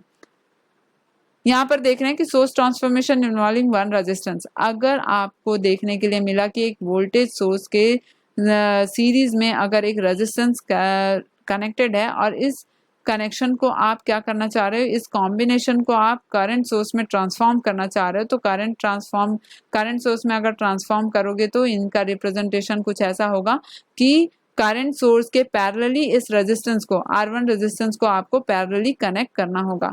ये मैंने फॉर्मूला यहाँ पर नोट डाउन कर दिया है कि I1 of t is equal to VT upon R1 plus V1 of t divided by R1। तो ये ट्रांसफॉर्मेशन भी हम लोग नेक्स्ट सारे वीडियो लेक्चर्स में यूज करने वाले हैं, ठीक है। Source transformation involving one inductor, ठीक है, source transformation involving one inductor. तो ये हम लोग देख रहे हैं कि सोर्स ट्रांसफॉर्मेशन में अगर एक इंडक्टर है तो सिमिलरली जैसे हम लोगों ने क्या देखा था, रेजिस्टेंस के लिए देखा था, वैसे ही आप क्या कर सकते हो, इसको करंट सोर्स में ट्रांसफॉर्म कर सकते हो bye connecting the inductor across parallelly across current source, ठीक है। ये हो गया source transformation involving one capacitor. तो कैपेसिटर को अगर आप ऐसा सीरीज में कनेक्ट करते हैं तो करंट सोर्स में बदलने के लिए उसको भी आप क्या करोगे, I ऑफ t के, कहने का मतलब करंट सोर्स के पैरेलली आप उसको कनेक्ट कर सकते हो, ठीक है। मैंने यहाँ पर कुछ इंपॉर्टेंट क्वेश्चन एनालिस्ट किए हैं, जितना भी मैंने प्रीवियसली आपको इस पूरे वीडियो लेक्चर में मैंने जो आपको डिटेल एक्सप्लेनेशन दिया है उन्हीं के बिहाफ में मैंने करीबन 6 न्यूमेरिकल क्वेश्चंस मैंने एनालिस्ट किए हैं और वो 6 न्यूमेरिकल क्वेश्चन हम लोग यहाँ पर सॉल्व कर लेंगे, ठीक है। तो हमारा क्वेश्चन नंबर 1 हम लोग देख लेते हैं क्या बोल रहा है। क्वेश्चन नंबर 1 बोलता है कि find power delivered by current source. हम लोगों को क्या करना है, power delivered by current source अपने को कैलकुलेट करना है। तो यहाँ पर देख रहे हैं कि करंट सोर्स जो है वो सारे एलिमेंट्स को पावर डिलीवर्ड कर रही है, तो यहाँ पर हम लोगों को सारे एलिमेंट्स के अक्रॉस पावर कैलकुलेट करके सम अप करके इनको देना पड़ेगा। तो देखिए कैसे अपन सर्किट सॉल्व करते हैं। फर्स्ट ऑफ ऑल ये जो रेजिस्टेंस है उनको आप देख रहे हैं कि अगर सर्किट को आप रिजॉल्व करेंगे तो कुछ ऐसा दिखेगा। ये वोल्टेज सोर्स हो गया 2 वोल्ट का, और ये अगर देखें तो 2 ओम को और 3 ओम को आप ऐसे कनेक्ट कर सकते हैं, और ये 2 एम्पियर का करंट सोर्स है और which is connected like in this manner, ठीक है। ये 2 ओम हो गया, ये 3 ओम हो गया, ठीक है। इन 2 ओम और 3 ओम के रेजिस्टेंस को अगर आप देख रहे हैं तो ये कैसे दिख रहे हैं, ये सीरीज कनेक्शन में आपको दिख रहे हैं, ठीक है। ये सीरीज कनेक्शन में दिख रहे हैं, तो आप इसको क्या कर सकते हो, आप इसको थोड़ा सा और रिजॉल्व कर लीजिए। 2 वोल्ट हो गया, सीरीज कनेक्शन में रेजिस्टेंस की वैल्यू क्या होगी, सीधे इसको सम अप करना है, मतलब R1 प्लस R2 निकालना है इसका। तो ये हो जाएगा कितना, यहाँ से अगर रेजिस्टेंस को देखें तो R डैश अगर इक्विवेलेंट रेजिस्टेंस है that means 2 + 3 is equal to how much ohm, 5 ohm, right. ये 5 ओम देगा, तो यहाँ पर जो रेजिस्टेंस होगा वो कितने ओम का होगा, 5 ओम का, और ये 2 एम्पियर का हम लोगों ने करंट सोर्स देख लिया और ये हम लोगों ने सर्किट को कंप्लीट कर लिया, ठीक है। ये हो गया। इतना होने के बाद हम लोग इसको अगर पावर को कैलकुलेट करें सभी एलिमेंट के अक्रॉस, तो अगर अपन 5 ओम के रेजिस्टेंस के अक्रॉस पावर का कैलकुलेशन करते हैं तो P is equal to basically वहां पर पावर का जो वैल्यू मिलेगा P is equal to VI, है ना, VI है। तो और इसको हम लोग अगर हमारे पास R है तो R के केस में आपको करंट यहाँ पर मिल रहा है, अवेलेबल है, तो करंट के फॉर्म में अगर रिप्रेजेंट करने जाए पावर को तो I स्क्वायर R फॉर्मूला है हमारे पास। तो P5 इज इक्वल टू अपन लिख सकते हैं I स्क्वायर। तो how much current is flowing, 2 ampere current is flowing in the circuit, तो यहाँ पर 2 square and what will be the R 5, ठीक है, 4 into 5 that means 20 watt power, ये अपने को मिल रहा है रेजिस्टेंस के अक्रॉस, जो पावर मिल रहा है वो रेजिस्टेंस के अक्रॉस है। अब वोल्टेज सोर्स के अक्रॉस भी अपन पावर कैलकुलेट कर सकते हैं, तो P सोर्स कर लेते हैं। P source is equal to, ये आप बेसिकली V की वोल्टेज, V की मतलब वैल्यू पता है, वोल्टेज की वैल्यू आपको पता है कि 2 वोल्ट है, तो डायरेक्टली अपन इसको यूज कर सकते हैं। The value of voltage is 2 volt and the current is 2 ampere, right. तो 2 2 कितना हो गया 4 वाट। तो अगर पूरा टोटल करंट सोर्स का अगर पावर डिलीवर्ड अगर देखना है तो आप क्या डिलीवरिंग पावर कैसे कैलकुलेट करेंगे, इन दोनों को सम कर दीजिए, that is 24 watt, that is 24 watt. तो यहाँ पर जो आंसर है वो कौन सा होगा, 24 वाट। देखिए नेक्स्ट क्वेश्चन में अपने को क्या मिलता है। नेक्स्ट क्वेश्चन जो है वो कॉइल से रिलेटेड है, दैट मीन्स इंडक्टर से रिलेटेड है, ठीक है। ये किससे रिलेटेड है, इंडक्टर से रिलेटेड है। तो ये इंडक्टर से रिलेटेड क्वेश्चन को अपन एनालिसिस कर लेते हैं। पहले हम लोग क्वेश्चन को अच्छे से रीड कर लेते हैं। यहाँ पर दिया है 1000 टन्स क्या, a coil of 1000 turns produces a flux 2 milliweber while carrying a current 1 ampere. The energy stored in its magnetic field is, ठीक है। तो यहाँ पर से एक और इन्फॉर्मेशन मिल गई कि भाई जो इंडक्टर में जो एनर्जी स्टोर्ड होता है इन फॉर्म ऑफ मैग्नेटिक फील्ड होता है, ठीक है, हम लोगों ने प्रीवियसली डिस्कस किया है, ठीक है। तो यहाँ पर एनलिस्टेड जितने भी गिवन वैल्यूज हैं उसको हम लोग एनालिसिस कर लेते हैं। यहाँ पर नंबर ऑफ टर्न्स एन से रिप्रेजेंट करेंगे which is equal to 1000। What about the flux, flux phi is equal to 2 milliweber। we have to change this value in 10 to the power minus 3 that milli Weber, ठीक है। और what will the value of current, the value of current is 1 ampere, right। now we have to use one equation for the energy calculation, that energy W is 1 by 2 Li square। we have I but we don't have the value of L, हमारे पास L की value अभी available नहीं है, तो we should go for the calculation of the value of L। so for calculation of L is equal to, we know that phi upon I, right, phi upon I we already concluded that formula। if we have the if coil has n turns, we specify here n, okay। so what will be the value of n, तो 1000 into flux की value कितनी है 2 into 10 to the power minus of 3 and the value of current is 1 ampere, ठीक है। तो यहाँ पर हम लोग इसको कैलकुलेट कर लेंगे। तो यहाँ पर देख रहे हैं कि 10 to the power 3 and this 10 to the power minus of 3 will be cancel out, then 2 Henry is the inductor's value, ठीक है, 2 Henry is the inductor's value। now we calculate the energy by using this formula, W is equal to 1 by 2 Li square, ठीक है।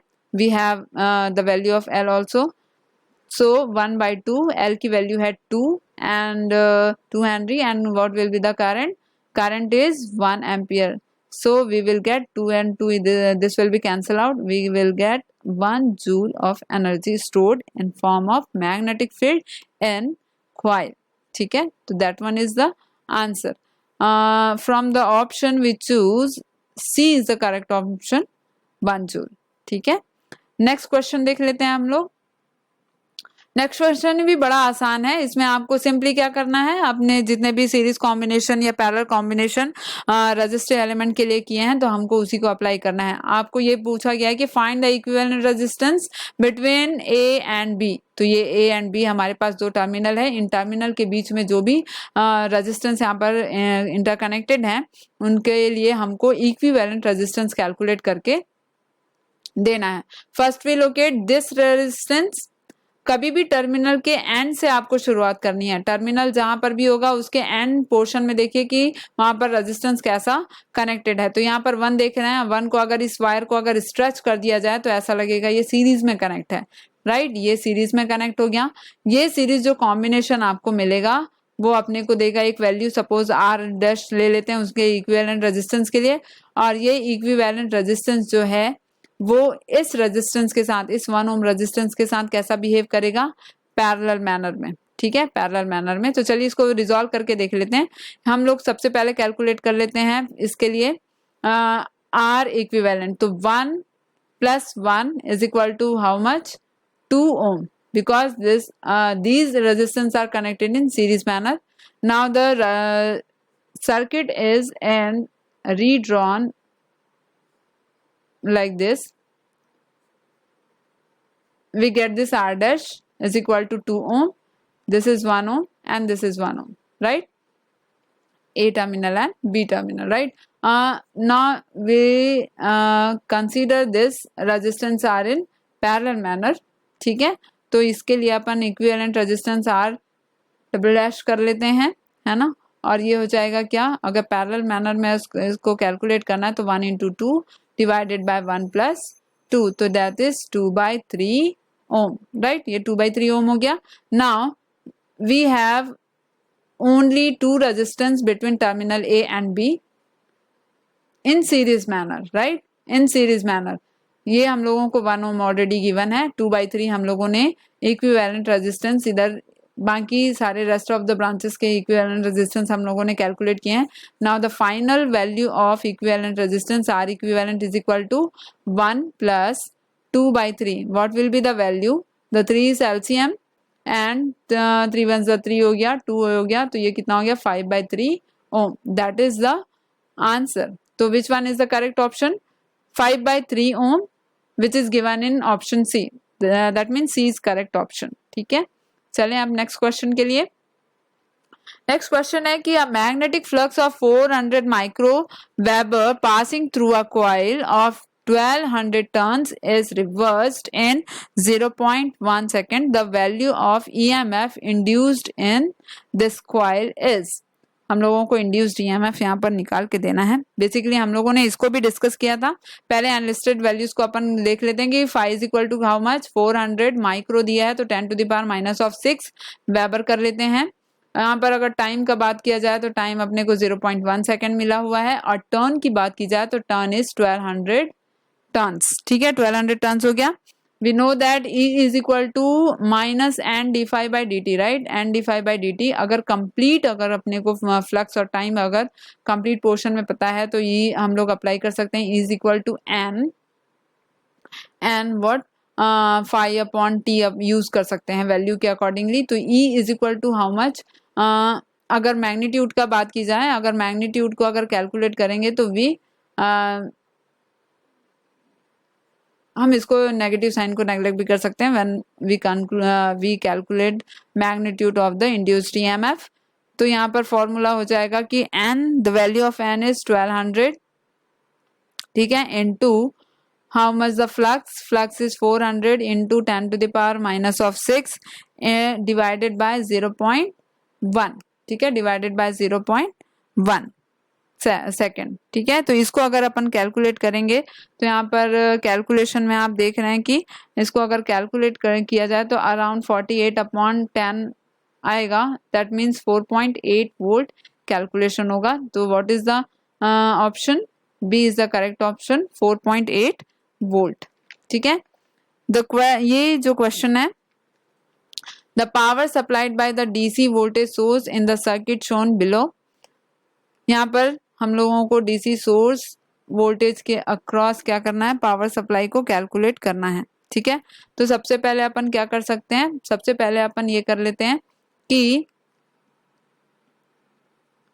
यहाँ पर ये जो series parallel connection में जो रेजिस्टेंस है आप उसको सॉल्व कर लीजिए, उसके बाद ये सीरीज कनेक्शन के भी रेजिस्टेंस को सॉल्व कर लीजिए। तो हम लोग यहाँ पर रफली देख लेते हैं कि यहाँ पर कितना मिलेगा। आर अगर डैश अगर कैलकुलेट करते हैं तो 3 पैरेलल टू 6 है, तो 3 पैरेलल टू 6 होगा, 3 × 6 डिवाइडेड बाय 3 + 6, तो ये हो जाएगा 3 into 6 divided by 9, 3 1 जा 3 3 जा 3 1 जा 3 2 जा, that means 2 ohm is the resistor, and across 3 volt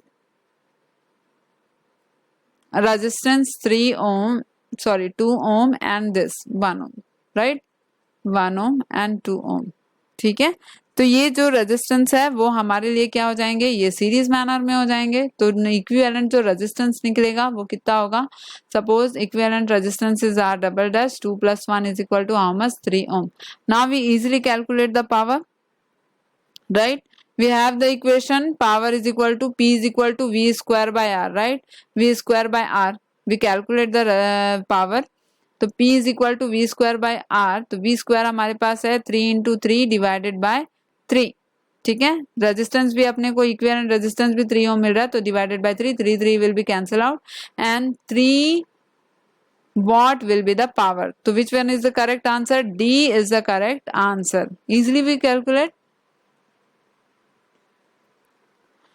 Now the question, the energy stored in capacitor charged to 10 volt is 10 to the power minus of 2 joule.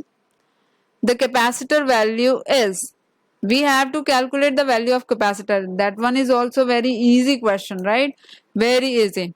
Here the energy is giving 10 to the power minus 2 joule and the voltage across the capacitor V is equal to how much, 10 volt. We know that the energy's value for the capacitance is 1 by 2 CV square, right? CV square. So we have to conclude the formula in terms of capacitor, because we have to calculate the value of capacitance, that 2 into energy divided by voltage square. Okay, now we put the value 2 into 10 to the power minus of 2 divided by what will be the value of V square, not 10 into 10, what is okay, this tan and this tan will be formed 10 to the power minus of 4. If you solve this 10 to the power minus 4, we calculate, then 2 into 10 to the power minus of 4 microfarad, sorry, farad. But in answer all the answers are millifarad or microfarad. So we हमको भी क्या करना पड़ेगा, इस जो value को जो हम लोगों ने आंसर निकाला उसको भी माइक्रोफैरड में चेंज कर देखते हैं। तो 2 into 100 आप एडिशनल लो, ये 100 हो गया, into 10 to the power minus of 4, तो ये हो जाएगा आपका 200 और ये बन जाएगा 10 to the power minus of 6 farad. So we 10 to the power 6 can be represented as 200 microfarad, 200 microfarad. So which one is the correct answer? 200 microfarad, which is given in C. That one is correct answer. So here the numerical questions are enlisted और ये बहुत ही easy है approach करने में। आगे जितने भी video lectures होंगे उसमें हम लोग जितने भी लॉज और रेगुलेशंस पढ़ेंगे उसके थ्रू अपन इजीली ये सर्किट सॉल्व कर सकेंगे। और यहाँ पर जो सारे लेक्चर्स हैं वो हमारे मोबाइल ऐप या यूट्यूब या टेलीग्राम चैनल्स पे आपको अवेलेबल हो जाएंगे इन सारे कोर्स के details. So thank you for watching, thank you so much.